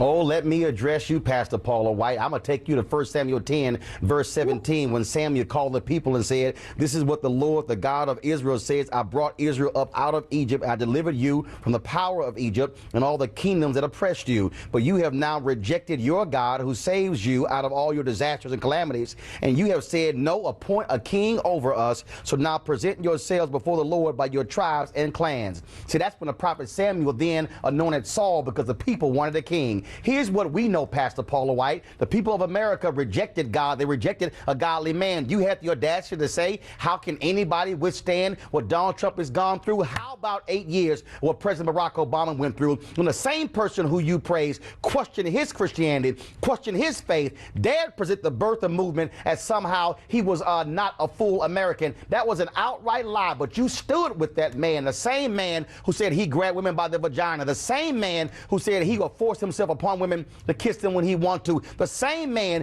who chastised Senator John McCain, who was a POW, the same man who chastised Mexicans, calling them rapists and calling them criminals, the same man who is not shown at all how to act like, sound like, or be a Christian. Oh, how dare you say that, when the same man you praise and say to pray for said he has seen no reason in his life where he should somehow ask for forgiveness, when we know doggone well the moment of being a Christian is when you have to ask for forgiveness. You have to ask for grace. See, it was Dietrich Bonhoeffer, the German theologian, Pastor Paula White, who called this cheap grace. As when people commit sin, ask for God's forgiveness, and then go out and do it again. Here's the reality, Pastor Paula White. We are going to pray for this president because we have evil in the White House. We have somebody who wants to attack people of color, somebody who wants to attack the poor, somebody who wants to attack Muslims, who wants to break up families. You dare say nobody else has come under this kind of attack? Oh, please explain to me why so many conservative white evangelicals like yourself have been quiet. Tell me why y'all excuse his comments about Charlottesville, where he essentially aligned himself with neo-Nazis and white supremacists. You pastor a church in Orlando, Florida, that Zachary Timms used to pastor, but before he died, as largely an African-American church. I want you to stand in front of them and tell them why in the world they must stand in support with Donald Trump when he is trying to take away their right to vote, when he has a sham voter fraud panel. You tell me how that is Christian. You tell me what is Christian about trying to get rid of the Affordable Care Act, where people who are sick, disenfranchised, will be thrown off and not have health care. Please show me in your Bible where that's somehow a Christian principle. I dare say this, Pastor Paula White, you are supposed to be a prophet, Prophet, not Profit. God calls for the prophetic to stand up, to question people in power, to challenge them. Because let me remind you, it was the prophet Samuel who went to Saul and told him he was doing wrong, who said that you have went against the commandments of God. Let me remind you, Pastor Paula White, it was the prophet Nathan who went to David and said, you sinned against God by laying with Bathsheba. What we need, Pastor Paula White, are not people who wave their Bible trying to get conservative Supreme Court justices. What we need are people who are going to to actually follow that Bible. I suggest you call Reverend Dr. William Barber to have a conversation about what it means to actually be a prophetic voice in the 21st century. I suggest you go read Dr. King's letter from a Birmingham jail, where he was talking to folks just like you who were saying black folks are pushing too much. And I dare say you use a prophetic voice to look Donald Trump in the eye and say it's time for you to stop acting like a grown child and to act like a man, to respect the office of the presidency. What I expect, Pastor Paula White, somebody who has been raised up, who has been built up by virtue of talking and preaching in black churches, to have an understanding of what black folks are going through. So you want us to pray for the president? Oh, we're going to pray for the president. We're going to pray for the country, because the country asked for a king. The country turned their back on God, and now God said, I'm going to give you the desires of your heart, which always ain't good. Pastor Paula White, we got a word for you, and that is be a prophetic voice and don't just be a profitable voice.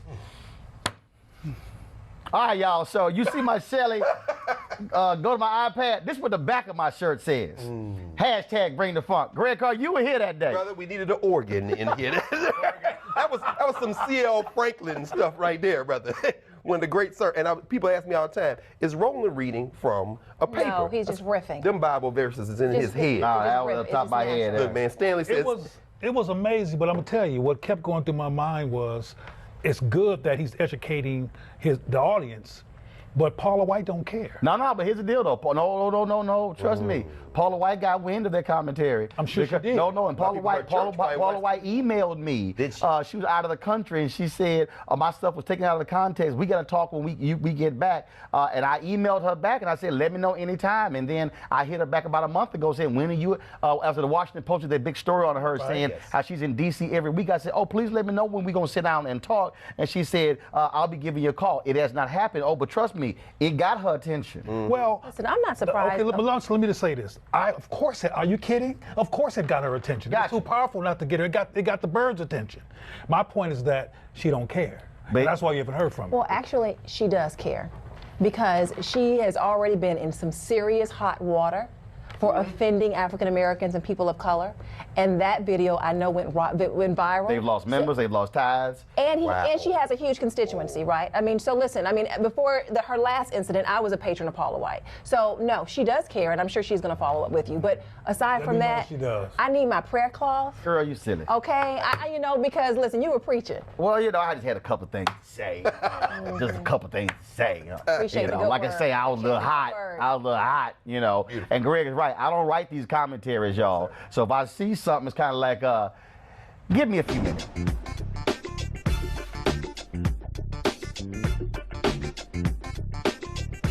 Is not doing it in Mississippi. And so what I'm saying is this here. No. What I'm saying is this here. When I listen to Republicans talk about being pro-life, what I want to know is where their pro-life stances when it comes to Head Start. Right. Where their pro-life stances when it comes to prenatal care. Right. Where their pro-life stances when you have black women who have a high rate of dying in childbirth. Where are your pro-life policies when it comes to infant mortality? What I'm saying is when you are a Republican in the state of Mississippi and you push a law and the Supreme Court overturns Roe v. Wade and you are ill prepared to handle the 5,000 new babies, maybe because the money that you could care for the poor went to Brett Favre. That's right. And all I want to see is the governor of Mississippi, who's opposing Medicaid expansion, seeing rural hospitals shut down in his state, and you got white women and black women who are dying, and Republicans control the legislature. Yep. They control the governor's mansion, so don't tell me they are pro-life when they are unwilling to accept Medicaid expansion, but then they say we don't want to accept money from the federal government when they send $1 to the federal government and they get $4 back. When you look at this concept, what you're saying to me right now is that because you believe that Republicans are not supporting pro-living, I disagree. I look at the Republican support for community health centers. I look at the Republicans trying Where? Everywhere, Roland. South Carolina, South Carolina, North Carolina, Tennessee, Georgia, Arkansas, Texas, Mississippi, Alabama. Exactly. They all are against Medicaid expansion. expansion But and look rural, at- no, but there are- rural no, hospitals. Roland, Rural you're not- hospitals. Roland, just are you because telling you me? said loud- Are you telling me rural hospitals? Are you literally telling me that rural hospitals in Mississippi, Alabama, Texas, Arkansas, Tennessee, Georgia, North Carolina, South Carolina are not shutting down? Are you actually telling me that? I am not telling you that, but So what I am therefore, saying, if they're shutting down, how then are the people able to get care? How? Roland, what I am saying is that there are, when we talk about aborting babies, like, so you're saying to me that because we support life, actually giving babies the opportunity to live, I'm confused. baby born. I'm so confused. No. First of all, hold up. You're confused because you think I'm saying something that I'm not. Well, tell me what you're saying. What I'm telling you, I'm being very clear. You cannot say you are pro-life when you vote against prenatal care for the mother. You cannot say you are pro-life when you vote against Head Start. Right. You cannot say you are pro-life when you do not want to expand Medicaid to keep hospitals open. You cannot say you are pro-life when you have OBGYNs who are not available in your state. You cannot say you are pro-life when you have black women who are dying at a higher rate during childbirth and you do nothing public policy-wise to fix it. You cannot say you are pro-life if you allow infant mortality rates to be sky high in areas where there are black and brown people. What that tells me is you are anti-abortion. You are not pro-life. Right. Because if you are pro-life, you care about the child in the womb and when the child is out. And if you are pro-life, you are standing there with black folks when their kids are killed by cops. You are not silent. So if you are pro-life, be pro-life from the womb to the tomb, but not just in the womb. Okay, and so Roland, what I say is that I am pro-life. No, you are. No, but I am. Not Governor Tate Reeves, not Governor Lee of Tennessee, not the Republican legislature in North Carolina, not Governor Sarah Huckabee Sanders, not Governor Kemp in Georgia. No, here's the deal though. Okay, you let are. me ask you this. But show me where your Republican politicians are pro-life in their policies. Let me ask you this. You know what I am? I'm pro-black, and I'm going to call out anybody who call themselves pro-life, but their policies are not. And I am pro-life. Let me ask you this. Are you? Call your party. Okay, let me ask you this. Call your party. Can I, Roland, Call your party. Can I ask you this? Are Call you? your party. Okay, let me ask you this. Call your party. Can I ask you this? Go ahead. Are you pro-life? I'm pro-life when that black person is killed, and when a Republican. So let me ask you this. No. Right. When a Republican says nothing when somebody is gunned down. Don't use extremes. Republicans do say things when people are gunned down. No, Roland, you can't do that. No, they don't. Roland, are you kidding me? Are you kidding me? I'm sorry. Those are the same folks who send out MLK quotes on MLK Day. Oh my goodness. But will not support MLK's Is my mic agenda. on? Can you hear me? Okay, so Roland. No, Roland. You can try this all you want to, Tina, but you know the record is clear. Oh my goodness. Your party refuses to accept affordable care. Can I ask a couple? Come on, we're going to talk about the State of the Union, I suppose, but can I ask a couple of questions about and every single one of those Republicans stood up for Tyree Nichols' family. I don't know how this is dialogue. For police reform. I don't know how this is dialogue. No, Dina. Okay, Dina, so no. Uvalde. Okay, can I? I mean, when we got a massive shooting, I don't hear any Republicans talking about any gun. You know, they're wearing their guns on their lapels. Dina, is that pro-life? Is that pro-life? I think that is pro-2A. But let me. I'm sorry. What's that? McCarthy clearly the What I want to. What I want to say, no one's. I have a chance. First of all, I want to have a conversation about if Republicans are not. No, Roland, you haven't given me a chance. Are we gonna have a conversation? Oh my goodness! If this is actually going to give me a chance to speak, then I will speak. You can ask me about being pro-life, about being pro-choice. Oh my goodness! What I know is fact. Oh my goodness! As a native Texan, what I see from Governor Greg Abbott, Lieutenant Governor Dan Patrick, the Republican legislature, what I see are folks who are pushing anti-abortion bills, not pro-life bills. Because if you telling me you pro-life, you better be pro-life in a whole bunch of areas beyond a woman's uterus. That's the point. That's the point that I am when you look at Exactly. They're not pro-life, they're pro-controlling women. That's what it comes Yeah, okay. or forced birth. I was at HHS when the Affordable Care Act was passed. I worked on implementation. Medicaid expansion was up, and no Republican would expand it. Here we are in 2023. That was 2010. 13 years have gone by. Republicans have consistently voted to expand support for community health. This is Roland. No. I'm coming back to you. Oh my goodness. I want her to finish. Okay. Because she actually worked there. So finish your point. Since you worked there. Hold on, Bill. Finish your point. I don't understand how this. I'm going to let the person who worked there tell us what happened when she worked there. I worked in environmental affairs with the governors. There was full resistance from Republican governors to expand Medicaid. And to your point earlier, they actually got money from us to expand health services in primarily red states. They wouldn't take it because they didn't want to be known as taking money from President Barack Obama.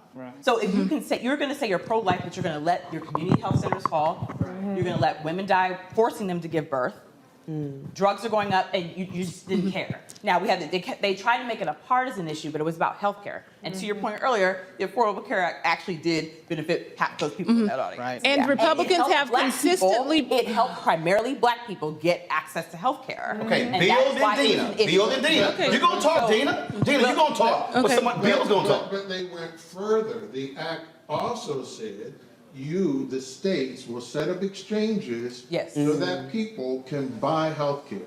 A Republican idea that people are supposed to buy their own. Massachusetts by Republican governors, correct. They refused to set up to the do it. exchanges. Yes. So the exchanges had to be set up by you.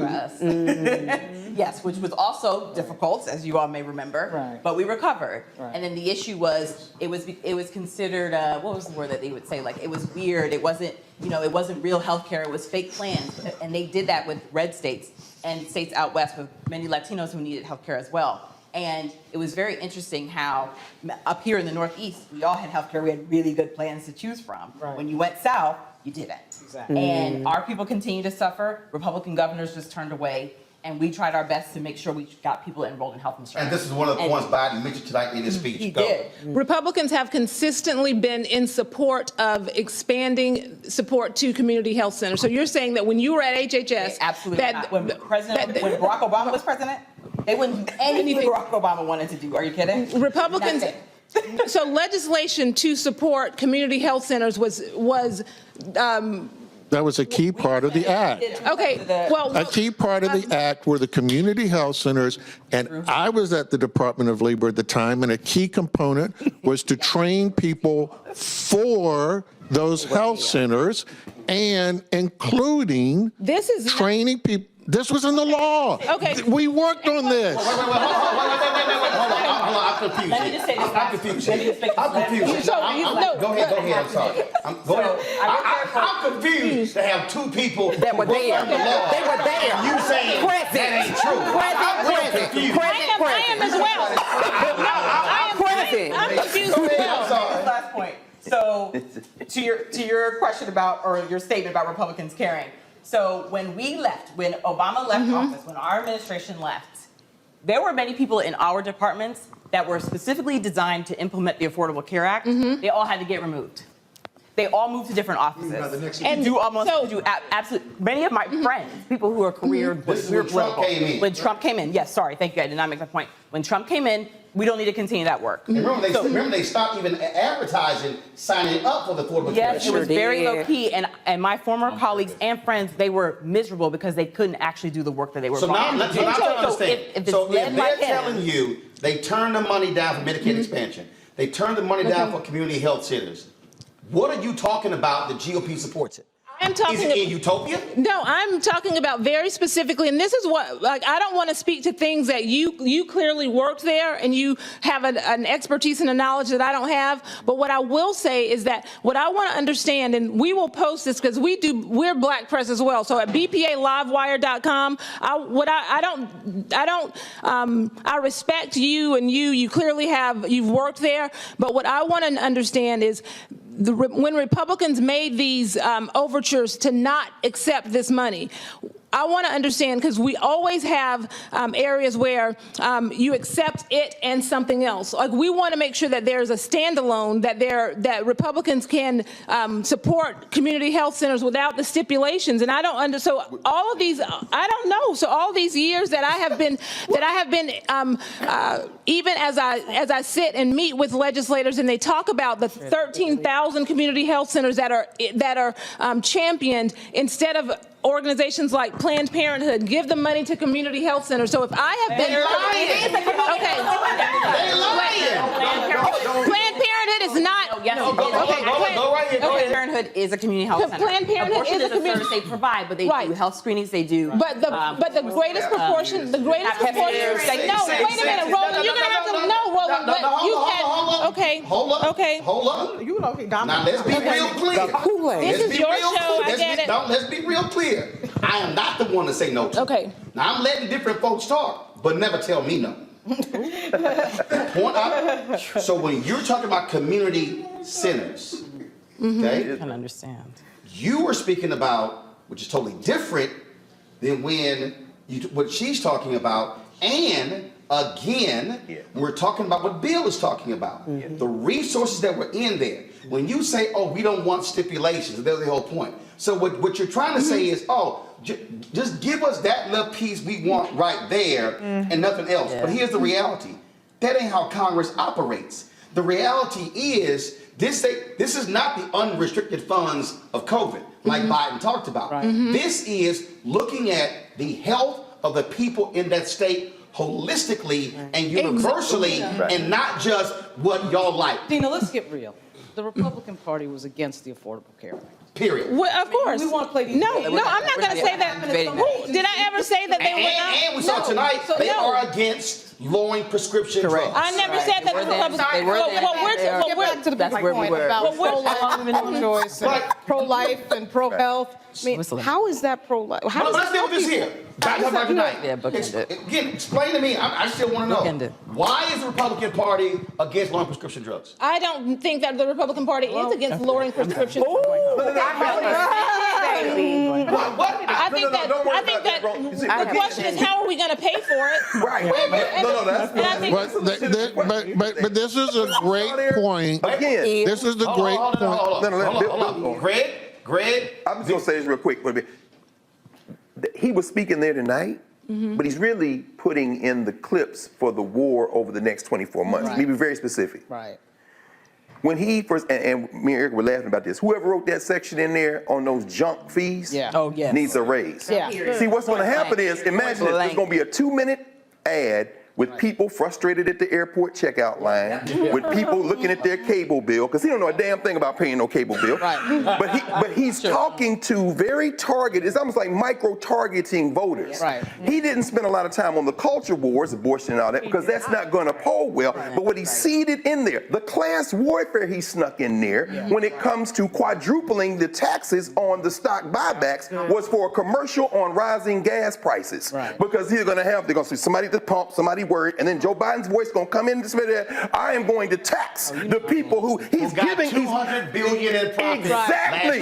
He's making commercials. Finally, I'll end with this, because it was a speech, but most people don't watch this. When they're not into policy like this, they're going to watch the commercials that come out over the next 12 months. I'll end with this. I think it's very important. The dignity of work. He kept coming back with that. Who he's talking to is the people who are going to vote. The reason that he's not trying to expand the base now, because Joe Biden and his advisors know very clearly that most people in this country have checked out. They are micro-targeting to win primaries, to win the general election. And guess what? He did not say a word about how he's going to pay for it in terms of dollars. No, he did. No, but he did. But I'm saying, go ahead, but he did. Explain that, because I was about to say. But let the economist tell it. I'm going to break. We come back. Bill, you're going to explain that part about how he said he's going to pay for it. I know that Cliff Albright, Reddit Hudson, Tiffany Lofton, got them on as well. We're going to talk about, again, the police reform aspect of it, the most emotional moment of the night when he introduced Tyree Nichols' family. So a lot more to cover it. I told y'all, Jake Tapper can't do this. No. Rachel Maddow them, they ain't having this conversation. And so this the conversation that we all had growing up in black families where we kept it real and we kept it honest. But here's the deal, because my grandparents taught me, bring your ass to the conversation, start lying, you're gonna get eaten up. So they told us, don't come in here selling wolf tickets because it ain't gonna play.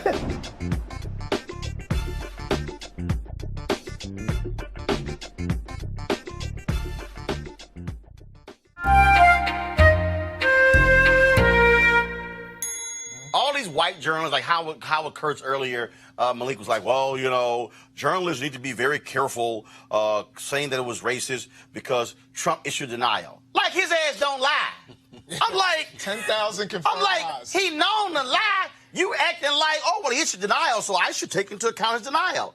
Yeah, well, I don't think that Donald Trump is a racist, and I don't think that the people who voted for him think that he was a racist. I voted. You know his ass a racist. I voted for him. Malik, you know damn well he a racist. I voted for him, and I don't think that Donald Trump. Do you intend to vote for him again? In 2020, absolutely, without a doubt. So you voting for a racist? Well, you know, was his comment racist? Hold up, was this comment racist? It was definitely racially offensive. What the hell is that? What the hell is that? What's the difference? It's the same thing. That's what the hell is that? Yeah, can you tell me the difference between racially offensive and racist? Well, he said things that were racially offensive. But what's the difference? I'm sorry, or insensitive, or whatever you want to say. Okay, but I'm just asking, what's the distinction between racist and racially offensive? Well, I think that when we start, I think it's possible for someone to say racially offensive, homophobic things and not be actually homophobic or racist. Okay, but if you said racist things a number of times, several times, like when do you become a number of times? Well, if we're talking about the system of racism, I mean, we really should, you know, we could have a broader discussion of what that system. No, we're actually no. Stop. We ain't discussing the system of racism. I know, I'm sure all of us know, and that's why the same comments, you know, the things that I said on this show before, you know, the things that Louis Farrakhan has said that were anti-Semitic, you know. We're gonna go with Louis Farrakhan. Is Louis Farrakhan president of the United States? It doesn't matter. No, it does matter. But it doesn't matter. It does matter about things that we have accepted. Is Louis Farrakhan over the U.S. military? Does Louis Farrakhan have the nuclear codes? Does Louis Farrakhan? No, come on. Louis Farrakhan gets to sit on stage alongside. Hell no. Hell no. No. We are not about to flip. Well, of course. No, we ain't gonna flip this to Louis Farrakhan. We are talking about the person. But he said homophobic. This man is the standard bearer of your party. This man leads your party. This man controls your party. So here's my point. I've never voted for Louis Farrakhan on anything because he's not but I know many of us who've actually nice try. First of all, voting for and supporting. We ain't even going down the Farrakhan rabbit hole because it don't work. It's not a rabbit hole. No, it is a rabbit hole because you want us to chase. No, this is the question, Malik. This is the question, Malik. You asked me. You said racially charged. And I said, what the hell was it? What is that? Racially charged? Is that what it was? How many racist statements before you become racist? That's my question. Well, for me, it's hard to conceive someone being racist pursuing the policies that he's pursuing like what? that are beneficial to black and brown like people. What? Personally. So we're talking about the criminal justice reform package. We're talking Let me ask you a question. No, wait, hold on. Let me ask you a question. Who instituted affirmative action? Who was that under? Oh, I don't remember. Richard Nixon. Okay. Who ran on the Southern Strategy? Was that Nixon? Nixon. Yeah. Who also launched the war on drugs where one of his own advisors, his notes revealed that it was specifically targeted at black people? That was Nixon. Richard Nixon. Who used the N-word himself? Who degraded black people in recordings in Oval Office? Richard Nixon. So the shit don't mean nothing about affirmative action if his other actions were also race-based. So to say that, oh, well, first of all, the First Step Act, let me be clear. The First Step Act ain't an act for black people.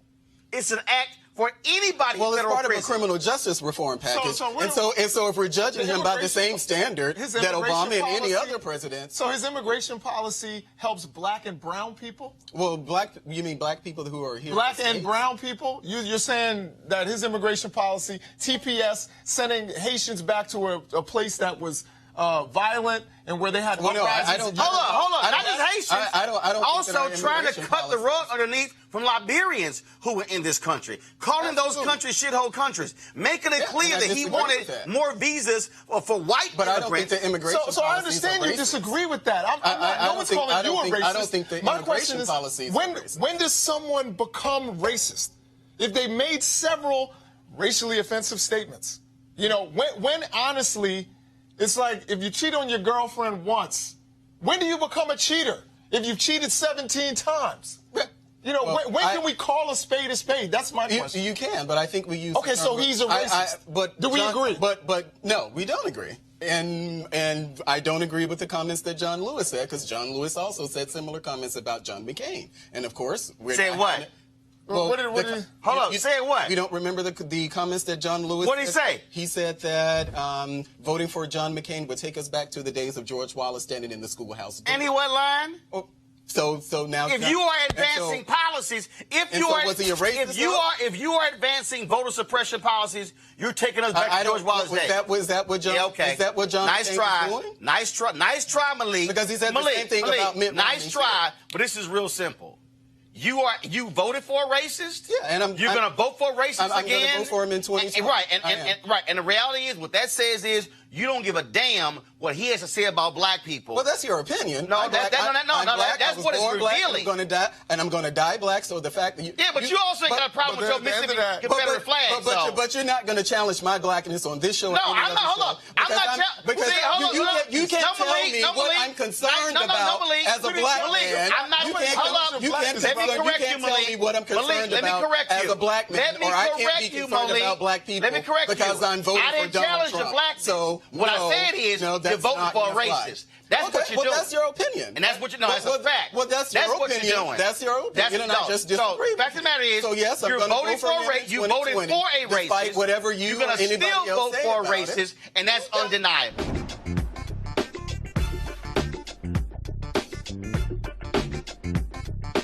All right, y'all. So, I was on Instagram a little bit early, and I came across this video. And then I watched this video, and I said, I know I am not seeing what I'm seeing. So I need you to play the video I saw on Instagram.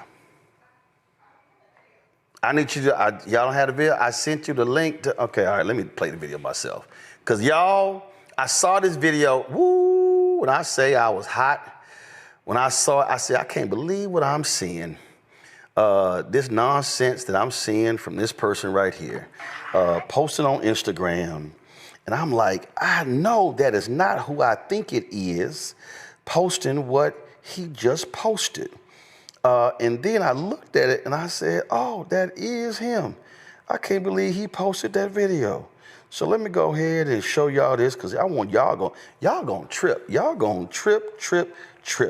Watch this video. Is closing here in the city of Albany, and that leaves us with a little over 500 students that were here on this campus, and 19% of those students are labeled as homeless. We have a little over 250 jobs that'll be leaving the city of Albany. And while this is not the city of Albany government's fault, this is a time for our local and state leadership to step up, because we'd be stupid to act powerless in this situation. Because while this school is still here, while this building is still here, while this campus is still here, what could this become?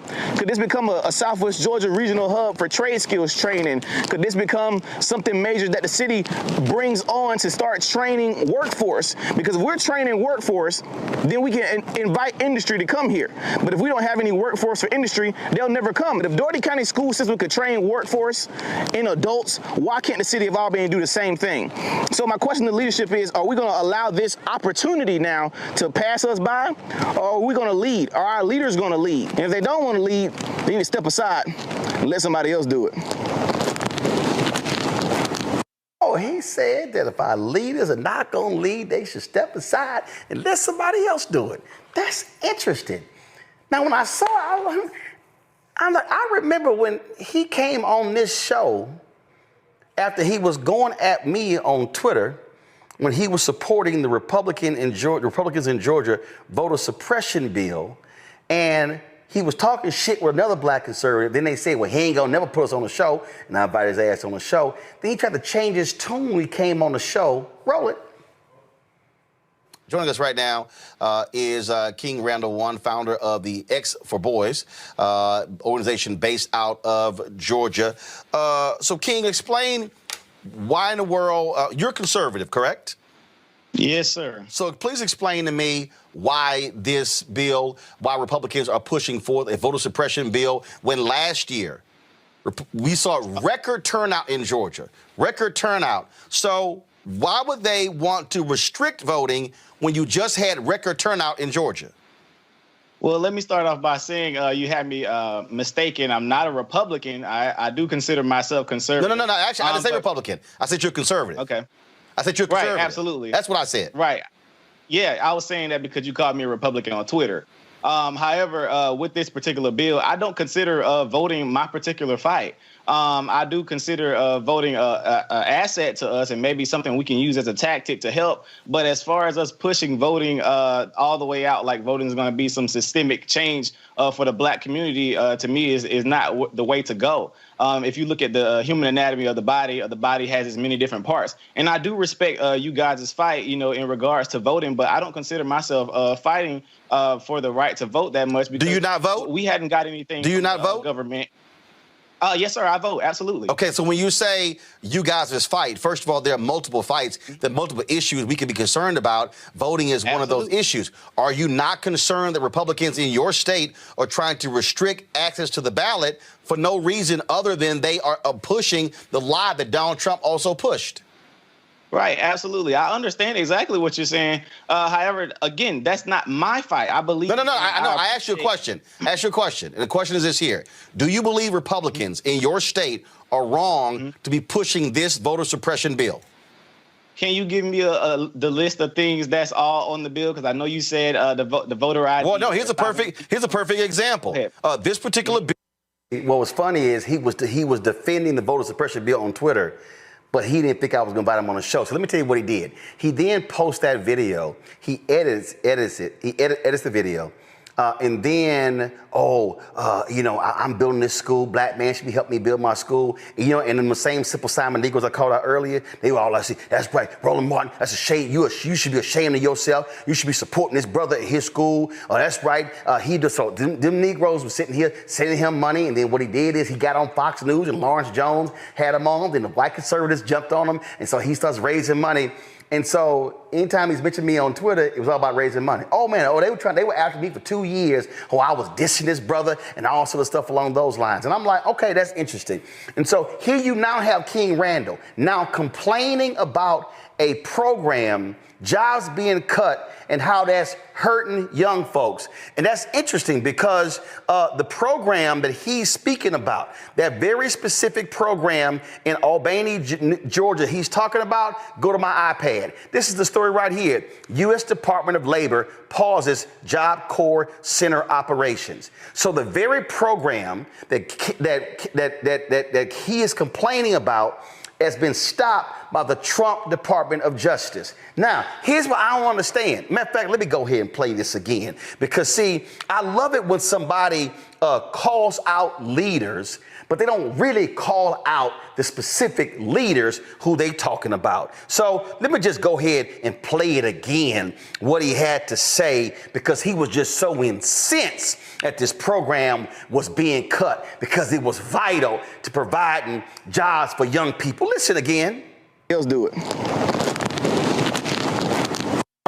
Center Job Corps is closing here in the city of Albany, and that leaves us with a little over 500 students that were here on this campus, and 19% of those students are labeled as homeless. We have a little over 250 jobs that'll be leaving the city of Albany. And while this is not the city of Albany government's fault, this is time for our local and state leadership to step up, because we'd be stupid. Hold up. He said it's not the city of Albany's fault, and we will be stupid not to step up and lead. Listen. It's fault. This is a time for our local and state leadership to step up, because we'd be stupid to act powerless in this situation. Because while this school is still here, while this building is still here, while this campus is still here, what could this become? Could this become a Southwest Georgia regional hub for trade skills training? Could this become something major that the city brings on to start training workforce? Because if we're training workforce, then we can invite industry to come here. But if we don't have any workforce for industry, they'll never come. But if Doherty County school system could train workforce in adults, why can't the city of Albany do the same thing? So my question to leadership is, are we going to allow this opportunity now to pass us by, or are we going to lead? Are our leaders going to lead? And if they don't want to lead, they need to step aside and let somebody else do it. The Job Corps is closing here in the city of Albany, and that leaves us with a little over 500 students that were here on this campus. And here we are. He's complaining about losing the jobs. Okay, that's interesting. And then he says, this ain't city and state leaders' fault, which means that it's somebody else's fault. So, King Randall, whose fault is it? Whose fault is it? Who's over that particular program? Who controlled the funding? Who made the decision to shut that particular program down? I would like to know that. So I remember seeing a particular photo on social media. And I remember, and I knew, I said, wait a minute. I remember seeing somebody at the White House Christmas party. Go to my iPad. I'm sorry. Is that King Randall? It says new emerging king. Oh, I'm sorry. Maybe y'all say, well, that's just a photo. Well, there was another black conservative who posted a video. Can y'all roll that video, please? This is the White House to celebrate Black History Month, despite the media alleging that it was canceled by President Trump. But like always, fake news. I landed safely thanks to Delta Airlines and time to take a quick shower before throwing on my Sunday's best. Here I'm rocking my Palazzo sports jacket with a black turtleneck and a black Bailey fedora. Soon after this, I ran into my Blexit family on the way to the White House, but I must give a shout out to the guy that made it all happen, Pierre Wilson. He is the real deal, but with moves like this, he's clearly not like us. We were all smiles, waiting in line in this 20-degree weather to get inside to celebrate this momentous occasion because of what it meant to all of us. All I can think about in my head right here is how much I've overcame throughout the years, being open with my conservatism. For some reason, it brings out the worst in people, and I think it's because I refuse to live up to their expectations of me. While I was in the White House, I wasn't quite sure how much I could record, but the security guard reassured me that we had free reign to capture whatever we wanted, so I took full advantage. While I was in the restroom, though, I noticed these napkins with the presidential seal on them, and it almost felt disrespectful to use it and toss it straight into the trash can. They rolled out the red carpet for everyone. We were dressed to the nine, looking good, smelling good, eating good, drinking good, and sounding good. See, the Marine band that was in charge of the music understood the assignment. They were playing everything from Earth, Wind, and Fire all the way down to Sam Cooke, making this a magical time. Everything opened up by a classical version of America the Beautiful, set in the atmosphere. And it was great to be surrounded by so many of my favorite people: Michaela Montgomery, David Harris Jr., Terrence K. Williams. Go back. Who do y'all see right there on the left? That looked like King Randall. So let me get this straight. King Randall complains about a federal program getting cut that's taking jobs away in his town of Albany, Georgia. He's a self-identified conservative. Don't call me Republican. Okay, fine. But you're standing there smiling and cheesing with the MAGA Negroes, the help. You're at the White House. You supporting Trump, but now you mad and you want local and state officials to fix the problem that Trump created. And in your Instagram video, your ass didn't even mention the word federal. You didn't even say Trump. You didn't even say MAGA. You didn't even say Doge. Now you want folks to step up and fix the problem. What I've been telling y'all? I've been telling y'all the help. That's the black people who are standing with Donald Trump. They claim all black people, y'all on the plantation, y'all on the plantation, Trump is going to be helping us out. And Donald Trump has consistently had policies that have negatively impact people, and these simple Simon Negroes ain't said nothing. Daryl Scott ain't said nothing. Sharice Lane ain't said nothing. Michaela ain't said nothing. Angela Stanton King ain't said nothing.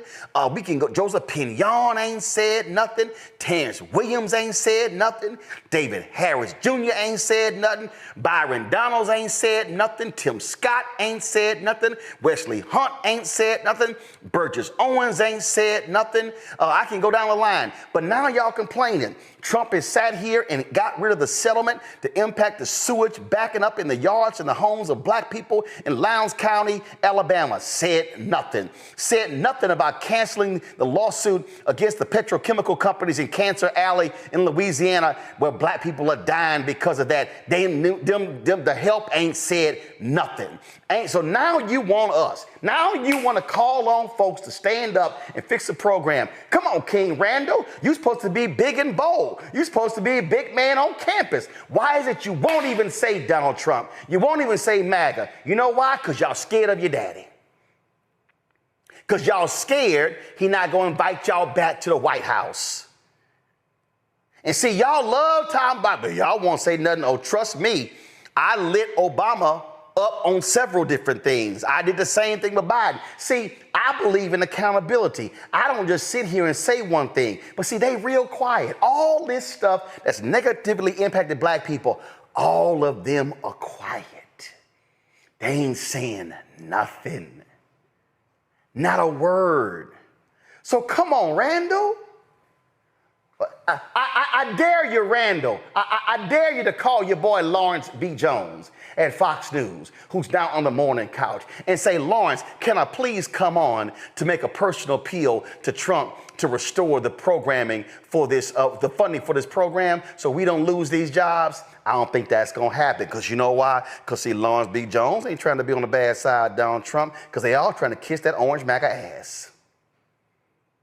So isn't it interesting that you come on my show, you talk shit on Twitter, you didn't think I was going to invite you, then you did a bait and switch where you came on my show, then you used my show to raise money for your school, but now you complain about job losses of young people in your town, and it's Trump's fault and you ain't saying a word.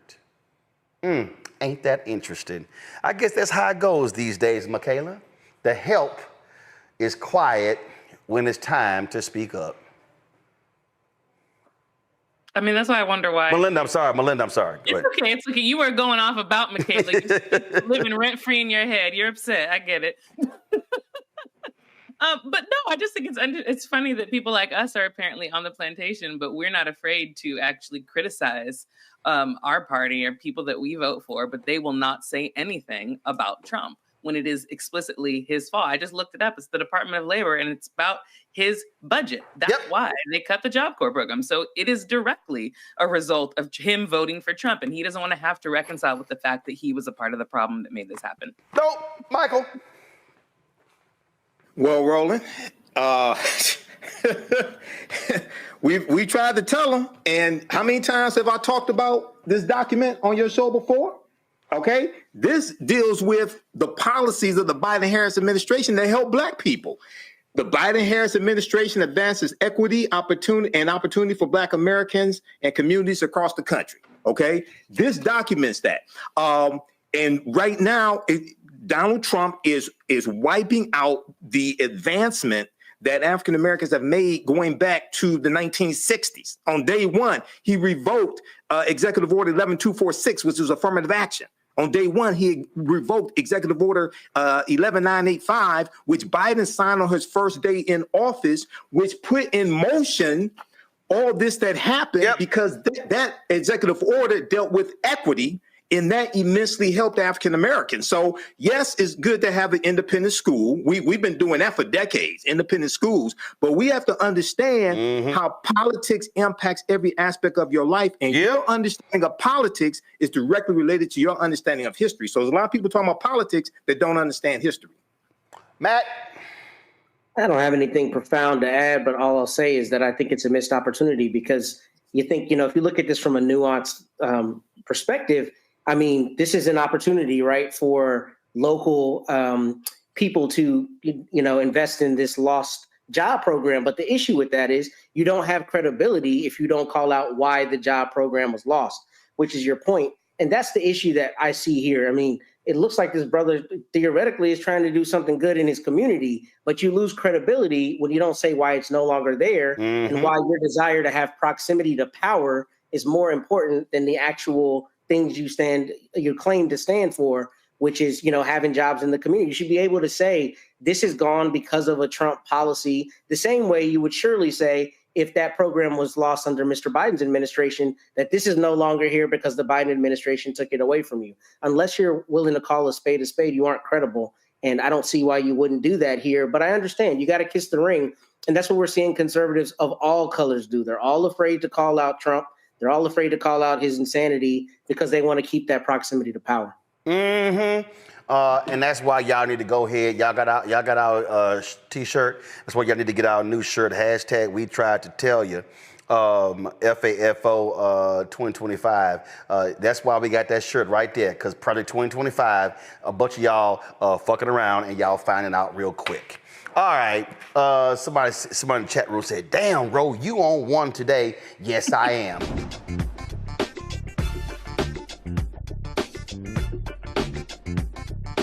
Y'all already know, I did not watch that crap yesterday. We were in Memphis with Reverend Dr. William Barber. I told y'all I wasn't going to watch it. We were not even streaming it. We wasn't doing any of that. But then all of a sudden, Lord have mercy, folk start texting me, start calling me. And this how it all started. What the hell was that? Did you see that? Did you hear that? And I was like, what are y'all talking about? And they were talking about the closing prayer that was led by that fool out of Detroit, Lorenzo Powell. Is it Lorenzo Small? What's his last name? Oh, Sewell. I thought it was Lorenzo Small. Okay, Lorenzo Sewell. If y'all missed it, go ahead and roll it. We pray that you use our president, that we will live in a nation where we will not be judged by the color of our skin, but by the content of our character. Heavenly Father, in the name of Jesus, we are so grateful today that you will use our 47th president so we would sing with new meaning, my country, 'tis of thee. Sweet land of liberty, of thee I sing. Land where my fathers died, land of the pilgrim's pride, from every mountainside. Let freedom ring, and because America is called to be a great nation, we believe that you will make this come true. So let freedom ring. From the prodigious hilltops of New Hampshire, let freedom ring. From the mighty mountains of New York, let freedom ring. From the heightening Alleghenies of Pennsylvania, let freedom ring. From the snow-capped Rockies of Colorado, let freedom ring. From the curvaceous hilltops of California, but God, we're asking you not only that, let freedom ring from Stone Mountain, Georgia. Let freedom ring from Lookout Mountain of Tennessee.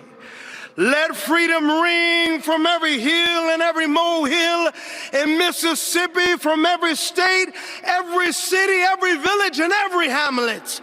And when we let freedom ring, we will be able to speed up that day where all of your children, black men and white men, Protestant and Catholic, Jew and Gentile, will be able to sing in the meaning of that old Negro spiritual, free at last, free at last.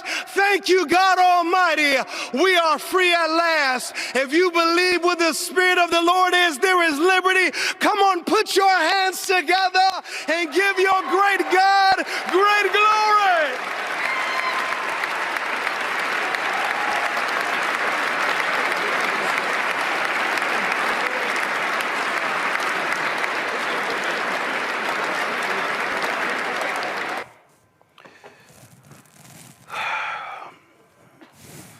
You know what I can't stand? I can't stand, and let me be real clear with y'all, and y'all know that there are certain words I do not use on this show. I don't let people use it, I don't use it.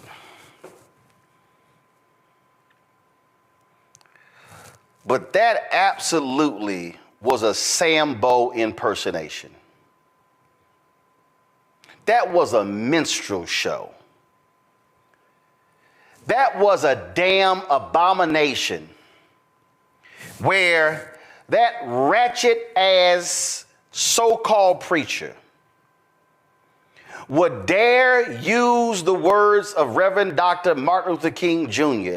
that he delivered on August 28, 1963 at the March on Washington for Jobs and Freedom, that he would bastardize those words at the behest in a prayer for a fake Christian, for a man who is atrocious and pathetic. And see, what's even more, and the reason I say bastardized, because this so-called preacher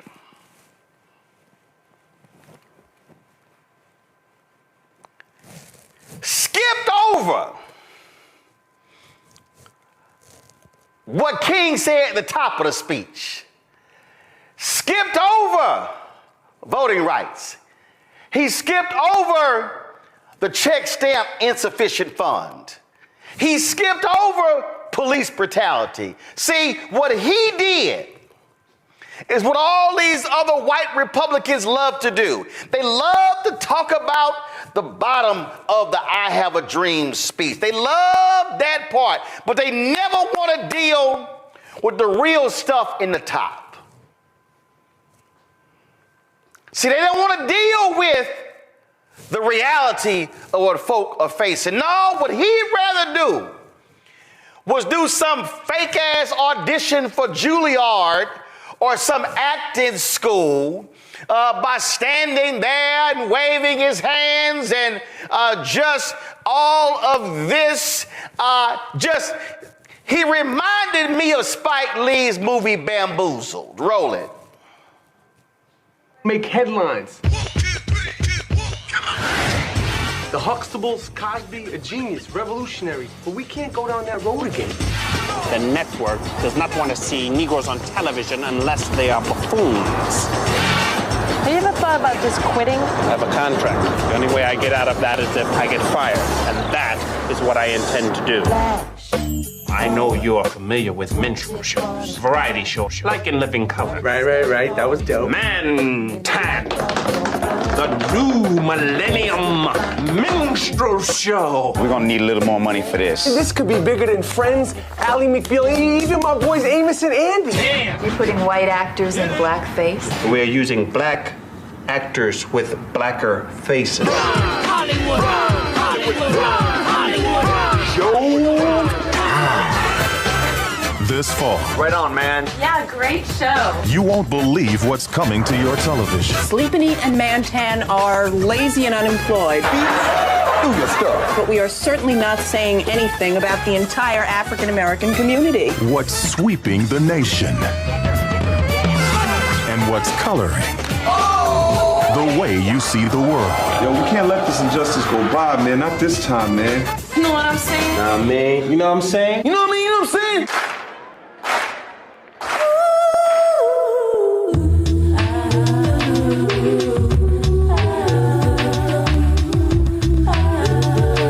You notice that everybody white want to be black.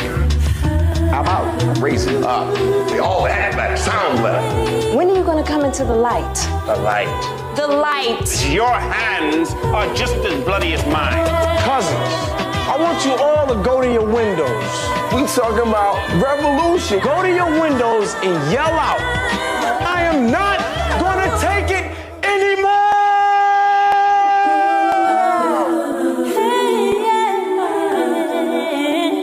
I don't want anything to do with anything black for at least a week.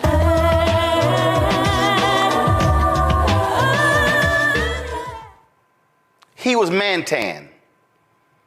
That's what that was. I'm just out here doing my shuffle for the white folk. There have been black pastors who have given prayers at Republican inaugurations before. 2005, Houston's Kirby John Caldwell gave a prayer. This is what a black preacher looks like giving a prayer at a Republican inauguration. O Lord God Almighty, the supply and supplier of faith and freedom, how excellent is your name in all the earth. You are great and greatly to be praised. Oh God, as we conclude this 55th inaugural ceremony, we conclude it with an attitude of thanksgiving. Thank you for protecting America's borders. After all, as the psalmist reminds us, unless you, O God, guard the territory, our efforts will be in vain. Thank you for our armed service personnel. And it is with unswerving thanksgiving that we pause to remember the persons who have made the ultimate sacrifice to help ensure America's safety. Thank you, O God, for surrounding our personnel, their families, their friends, and our allies with your favor and your faithfulness. Deploy your host from heaven so that your will for America will be performed on earth as it is already perfected in heaven. I confess that your face will shine upon the United States of America, granting us social peace and economic prosperity, particularly for the weary and the poor. I also confess, O God, that each American's latter days will be better than their former days. Let it be unto us according to your word. Rally the Republicans, the Democrats, and the independents around your common good so that America will truly become one nation under God, indivisible, with liberty, justice, and equal opportunity for all, including the least, the last, and the lost. Bless every elected official right now. Oh God, I declare your blessings to shower upon our President George W. Bush. Bless him, his family, and his administration. I once again declare that no weapon formed against them shall prosper. And God, forgive us for becoming so ensnarled in petty partisan politics that we miss your glory and flunk our purpose. Deliver us from the evil one, from evil itself, and from the mere appearance of evil. Give us clean hearts so that we might have clean agendas, clean priorities and programs, and even clean financial statements. And now unto you, O God, the one who always has been and always will be, the one King of kings and the true power broker, we glorify and honor you. Respecting persons of all faiths, I humbly submit this prayer in the name of Jesus Christ. Amen. See, that's called a prayer. What we saw by that fool, Lorenzo Sewell, was just complete and utter trash. Ben Watson, conservative brother, Ben tweeted this: Lorenzo Sewell is a complete disgrace. He should be ashamed of himself. What an embarrassment. He's absolutely right. And y'all, he made it worse. He made it worse because after he stood up there looking like a damn fool with his minstrel show, he then comes on social media to announce he's getting his own coin, his own meme coin, whatever the hell they call them, the latest fraud scam of Trump and his cohorts. Listen to this. I need you to do me a favor right now. I need you to go buy the official Lorenzo Sewell coin. I want you to be able to see politics become manifest, not just in a way where we're praying over political gatherings, but where we're seeing us become the hands and the feet of the Lord Jesus Christ. Would you help? Now, y'all notice in that despicable mocking of Dr. King, this in that minstrel show, Lorenzo Martin Sewell made no mention of Jesus and the poor. Lorenzo Martin Sewell made no mention of the least of these. Lorenzo Martin Sewell made no mention of Democrats and Republicans coming together to do what's right for the American people. No, what he did was give a minstrel performance for the ages to the world. That's what he did. But see, he didn't have the dignity nor the biblical understanding nor the gravitas, nor the common sense of Bishop Marion Edgar Budd, the bishop of the Episcopal Church Diocese of Washington, D.C., because see, today they had a national prayer service, and in her prayer,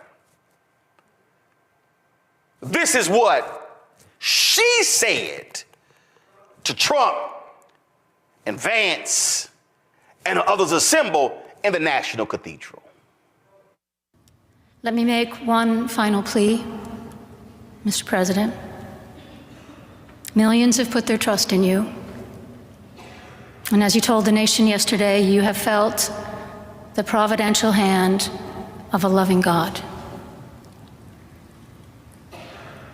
In the name of our God, I ask you to have mercy upon the people in our country who are scared now.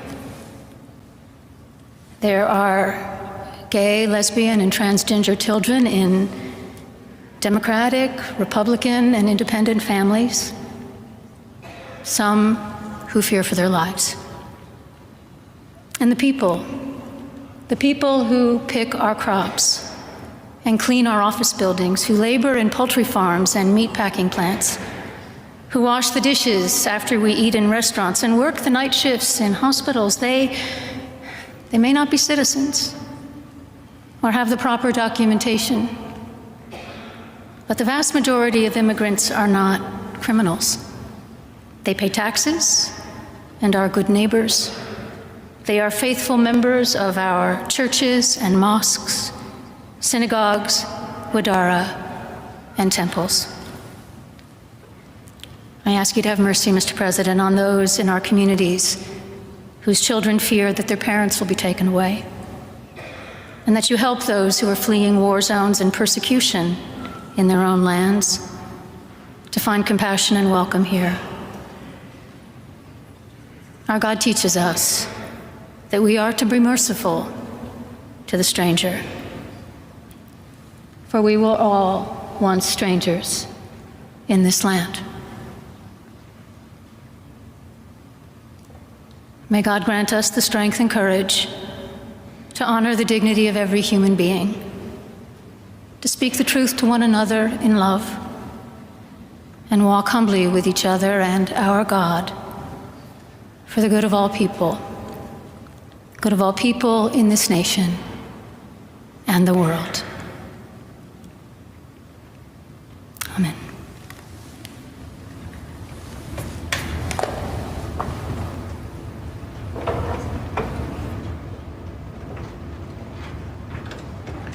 Now I want y'all to freeze it right there. Now I want everybody to watching, put me in the 2 box. When everybody to watch to understand something, that here's a bishop talking about being merciful, who's talking about the poor, who's talking about the hardworking. Yet, she's talking about immigrants. She's talking about all of that. It's 2 immigrants sitting on the front row. Trump's wife, Vance's wife. Go to full screen of them. That's 2 immigrants sitting on the front row. Sitting behind him is his son. Sitting next to her, you see the daughter. You see, guess what? They are the children of an immigrant that was his first wife. Oh, and the right, they upset with that bishop. How dare she talk to him like that? And when he was asked coming back to the White House, it could have been better. He didn't like the service because he didn't like being confronted with the word of God. He didn't like a prophetic voice challenging him to do what's right. You know why? Because just yesterday, this modern version of King Saul stood up at the inauguration and chastised and condemned and just ripped apart the administration of Harris, of Biden and Harris, sitting right beside him. He didn't have a sense of dignity. He didn't have any morality. He didn't have any decency. He didn't put forth a vision of the nation moving forward. Talked about how awful and degrading and how bad things have been. That's because he is not a Christian. He is not a moral man, because if you actually know the word, if you actually go to church, by the way, no president has gone to church more than Joe Biden. If you understand the power of the word, then you would have never, ever said this. Go to my iPad. Thinking, which is a great book. But have you ever asked God for forgiveness?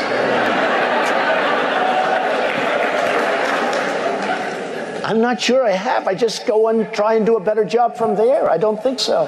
I think if I do something wrong, I think I just try and make it right. I don't bring God into that picture. I don't. Now, when I take, when we go in church and when I drink my little wine, which is about the only wine I drink, and have my little cracker, I guess that's a form of asking for forgiveness. And I do that as often as possible because I feel cleansed, okay? But, to me, that's important. I do that. But in terms of officially, I could say absolutely, and everybody, I don't think in terms of that. I think in terms of let's go on and let's make it right. That is a no good heathen speaking. And all of these white conservative evangelicals, and you can throw in some black ones too, have fallen for the okie doke. And when I try to get my little cracker and wine as much as possible. It's called the Last Supper. typically is done once a month. Catholics, it's done every week or every time you go to Mass. He don't know that. He ain't got no clue. He has no clue about asking for forgiveness and mercy. He has no understanding of grace. He doesn't know anything about Jesus dying for all of our sins, because that man ain't no lover of Jesus. He is an absolute demonic individual who is he's an agent of Satan. And I told y'all before, if you really want to go biblical, see, really what we're dealing with, Donald Trump is King Saul. The people of Israel have been freed, and God said, I got y'all. They said, oh, no, everybody else got a king. We want a king. God said, what's up? I got y'all. No, we want a king. So he said, Samuel, okay, go ahead and give him a king. But let me tell y'all what your king is going to do to you. Let me tell you how he's going to treat you, how he's going to abuse you, how he is going to screw you over. That's all biblical if y'all go read 1 Samuel.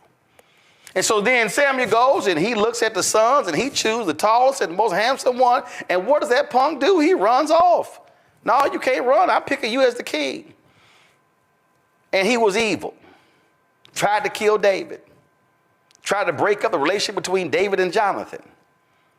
Donald Trump is King Saul, because you know what America said? We want a king. Oh, we want a king. Can we give us a king? Give us a king. So in his speech, I think that God saved me from the assassination because God wanted to make America great again. No, I think it's a little different, Don. I think God said, America, I'm going to give y'all the desires of your heart. Now, biblically, it does not mean that the desires of your heart actually means it's good. It means God will give you the desires of your heart. So America said, we don't care about January 6th. America said, we don't care about his ethics. We don't care about him grabbing women by their vagina. We don't care about his mistreatment. We don't care that he didn't pay people, businesses who did work for him. We don't care about the lawsuits. We don't care about the lying. We don't care about the mistreatment. We don't care about the degrading rhetoric. We don't care about none of that. We want a king. And what did he say? Day one, I'm going to be a dictator. Well, we've already seen that. But when you stand before the world to give a closing prayer, and then what you do is literally prostitute the words that Dr. King spoke, you actually thought you were preaching.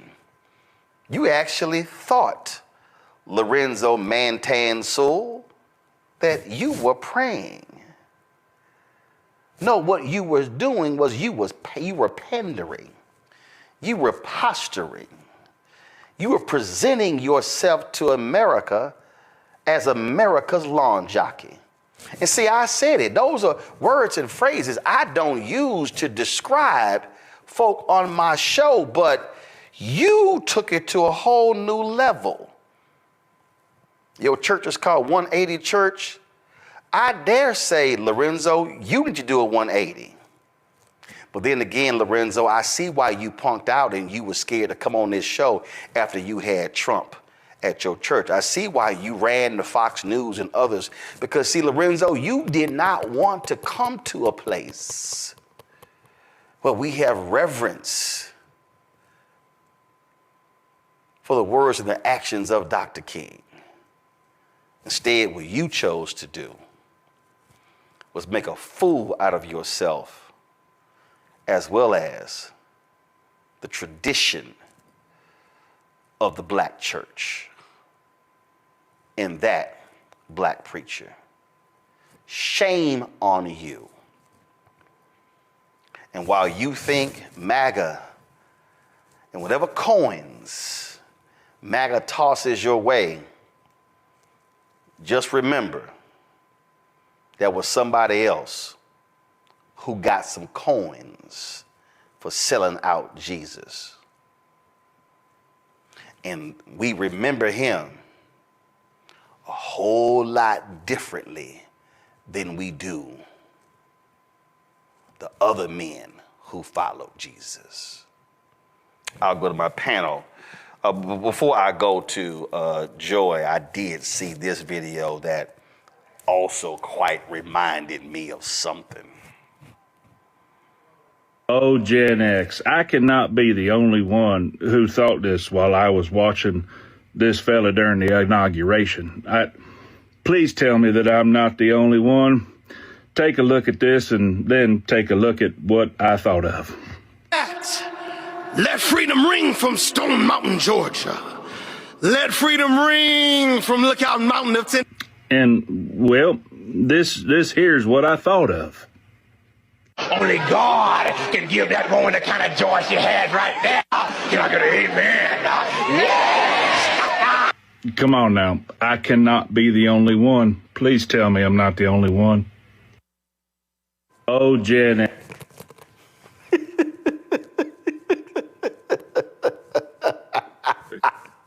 Go ahead, Joy. That'd be funny. I thought of that too.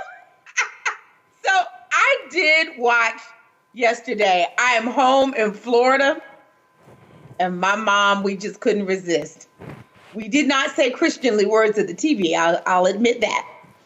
But when the pastor came on, I just couldn't believe that I knew that he was engaged in a grift. I didn't know about the coins until afterwards.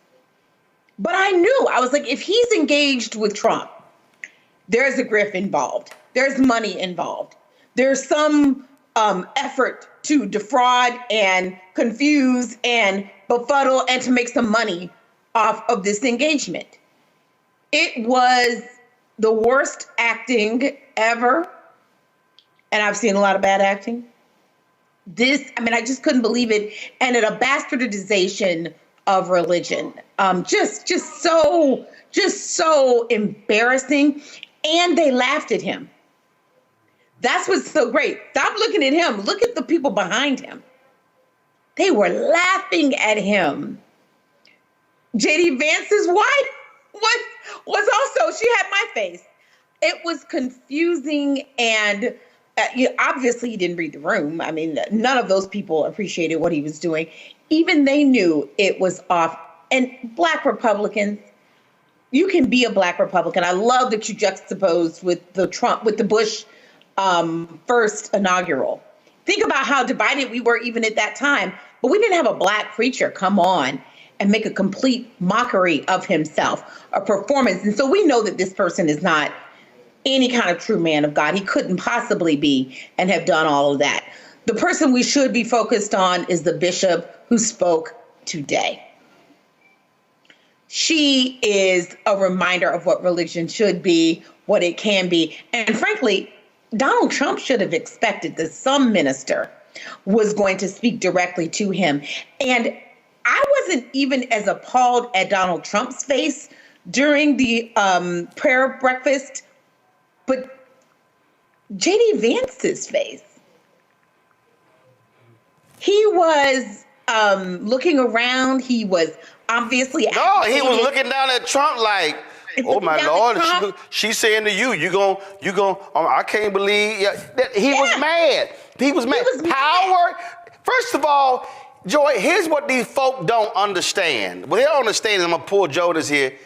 The purpose of a preacher is to convict those sitting in the pews. They're not supposed to be there to affirm you. The preacher is supposed to use the word to challenge you and to call you into question and to call you to do better when you leave. And all of these right-wing folk, Joe, are mad and upset. Oh, take their 501c3 status. How dare she talk that way? Because she talked the way a preacher is supposed to talk to power. Yeah, that's right. I mean, that's the way Martin talked to power, right?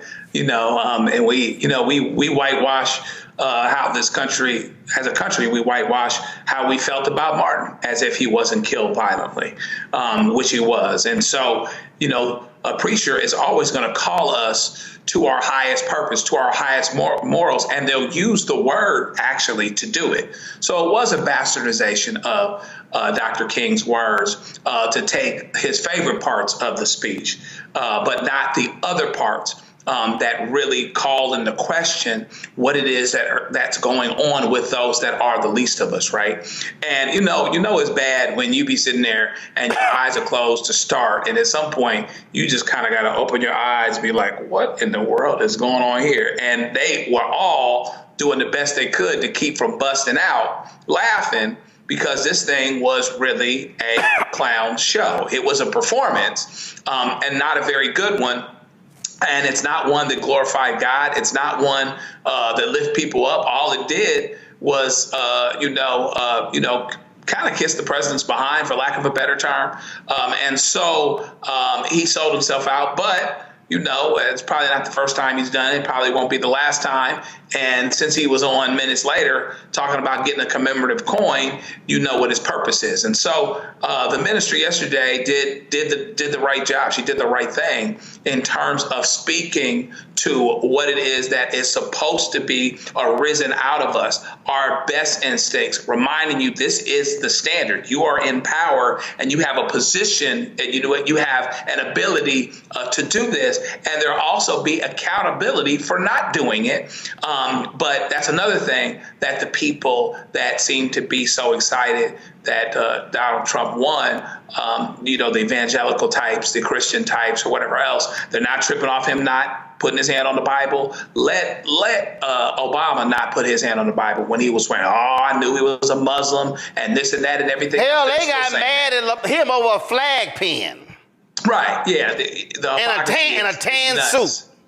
The hypocrisy is nuts. And what's so bad is that as a Christian, you stand on the outside and you just see non-Christians looking at this being like, nah, I'm good. Ain't no reason to jump into this because this ain't what's cracking like at all. So, it's going to be interesting to see how it all turns out and see the moment and time in which these so-called preachers stop undermining and undercutting their own salvation in order to kowtow to the president. Here's what I find to be hilarious, Mustafa. Go to my iPad. This fool he did an interview with a bunch of different people yesterday, and he said, quote, if you take politics out of the Bible, you have no Bible. He said that religious leaders need to, quote, equip all people to understand that the Bible is a political book. Well, it's interesting, Mustafa, because there's a whole bunch of stuff he skipped.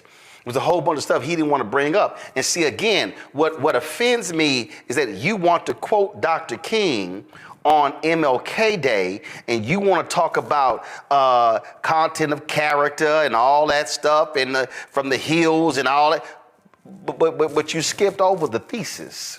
See, what he did was he gave them the hoop part of the sermon, but he skipped the scripture. He skipped the basis. And so that's what he did. And so that's why I have no respect for it. And of course, you go on to social media, you see all of these white conservatives. Oh my God, he was amazing. He was just, I would go to his church if I was in Detroit. That's the kind of pastor I will follow. And they're mad at the bishop today because the bishop today gave a sobering message and specifically said, Mr. President, she challenged him in terms of how he should be responding and how he should be acting as president. And that's what they cannot stand. They can't stand because what the right-wing evangelical conservative community has done is they have completely stripped grace and mercy and humanity and compassion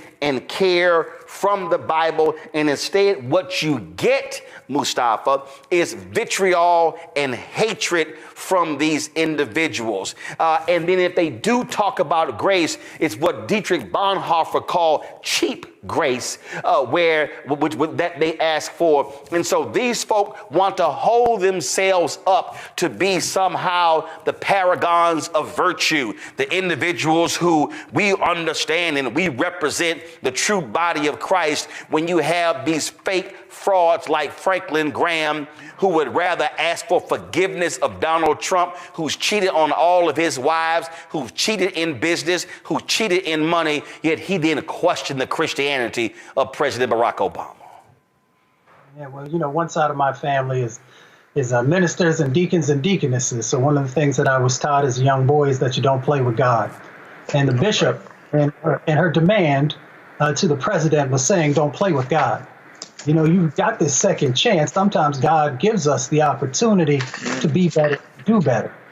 So I hope that he does. Some folks, would probably not go that far, but I truly do, because I understand how many vulnerable people are out there. But, the other day I was also meditating and praying, and then I started writing. And, I was wondering who it was meant for. And the first stanza, I guess, is actually for Reverend Sewell, when I said all skin folk ain't kinfolk. Some grin for the win. Tap shoes clacking, backroom dealing, soul on auction, truth revealing. Dollars fold, but integrity bends. When devils pay, some friendships ends. So, I hope that he will realize the opportunity that he has. He's going to continue to have some form of a platform. I hope that that platform will be focused on our most vulnerable communities, on folks who are looking for some grace, who are looking for some protection, who are looking for some opportunity. And I hope as a minister that he would understand that that is the roots that he's supposed to come from, and that he will continue to share that message if he has the ear of the president, that he needs to do better with this second opportunity he has, not the second opportunity at the presidency, but that second opportunity to actually be able to breathe in some air, to have a heartbeat continue on.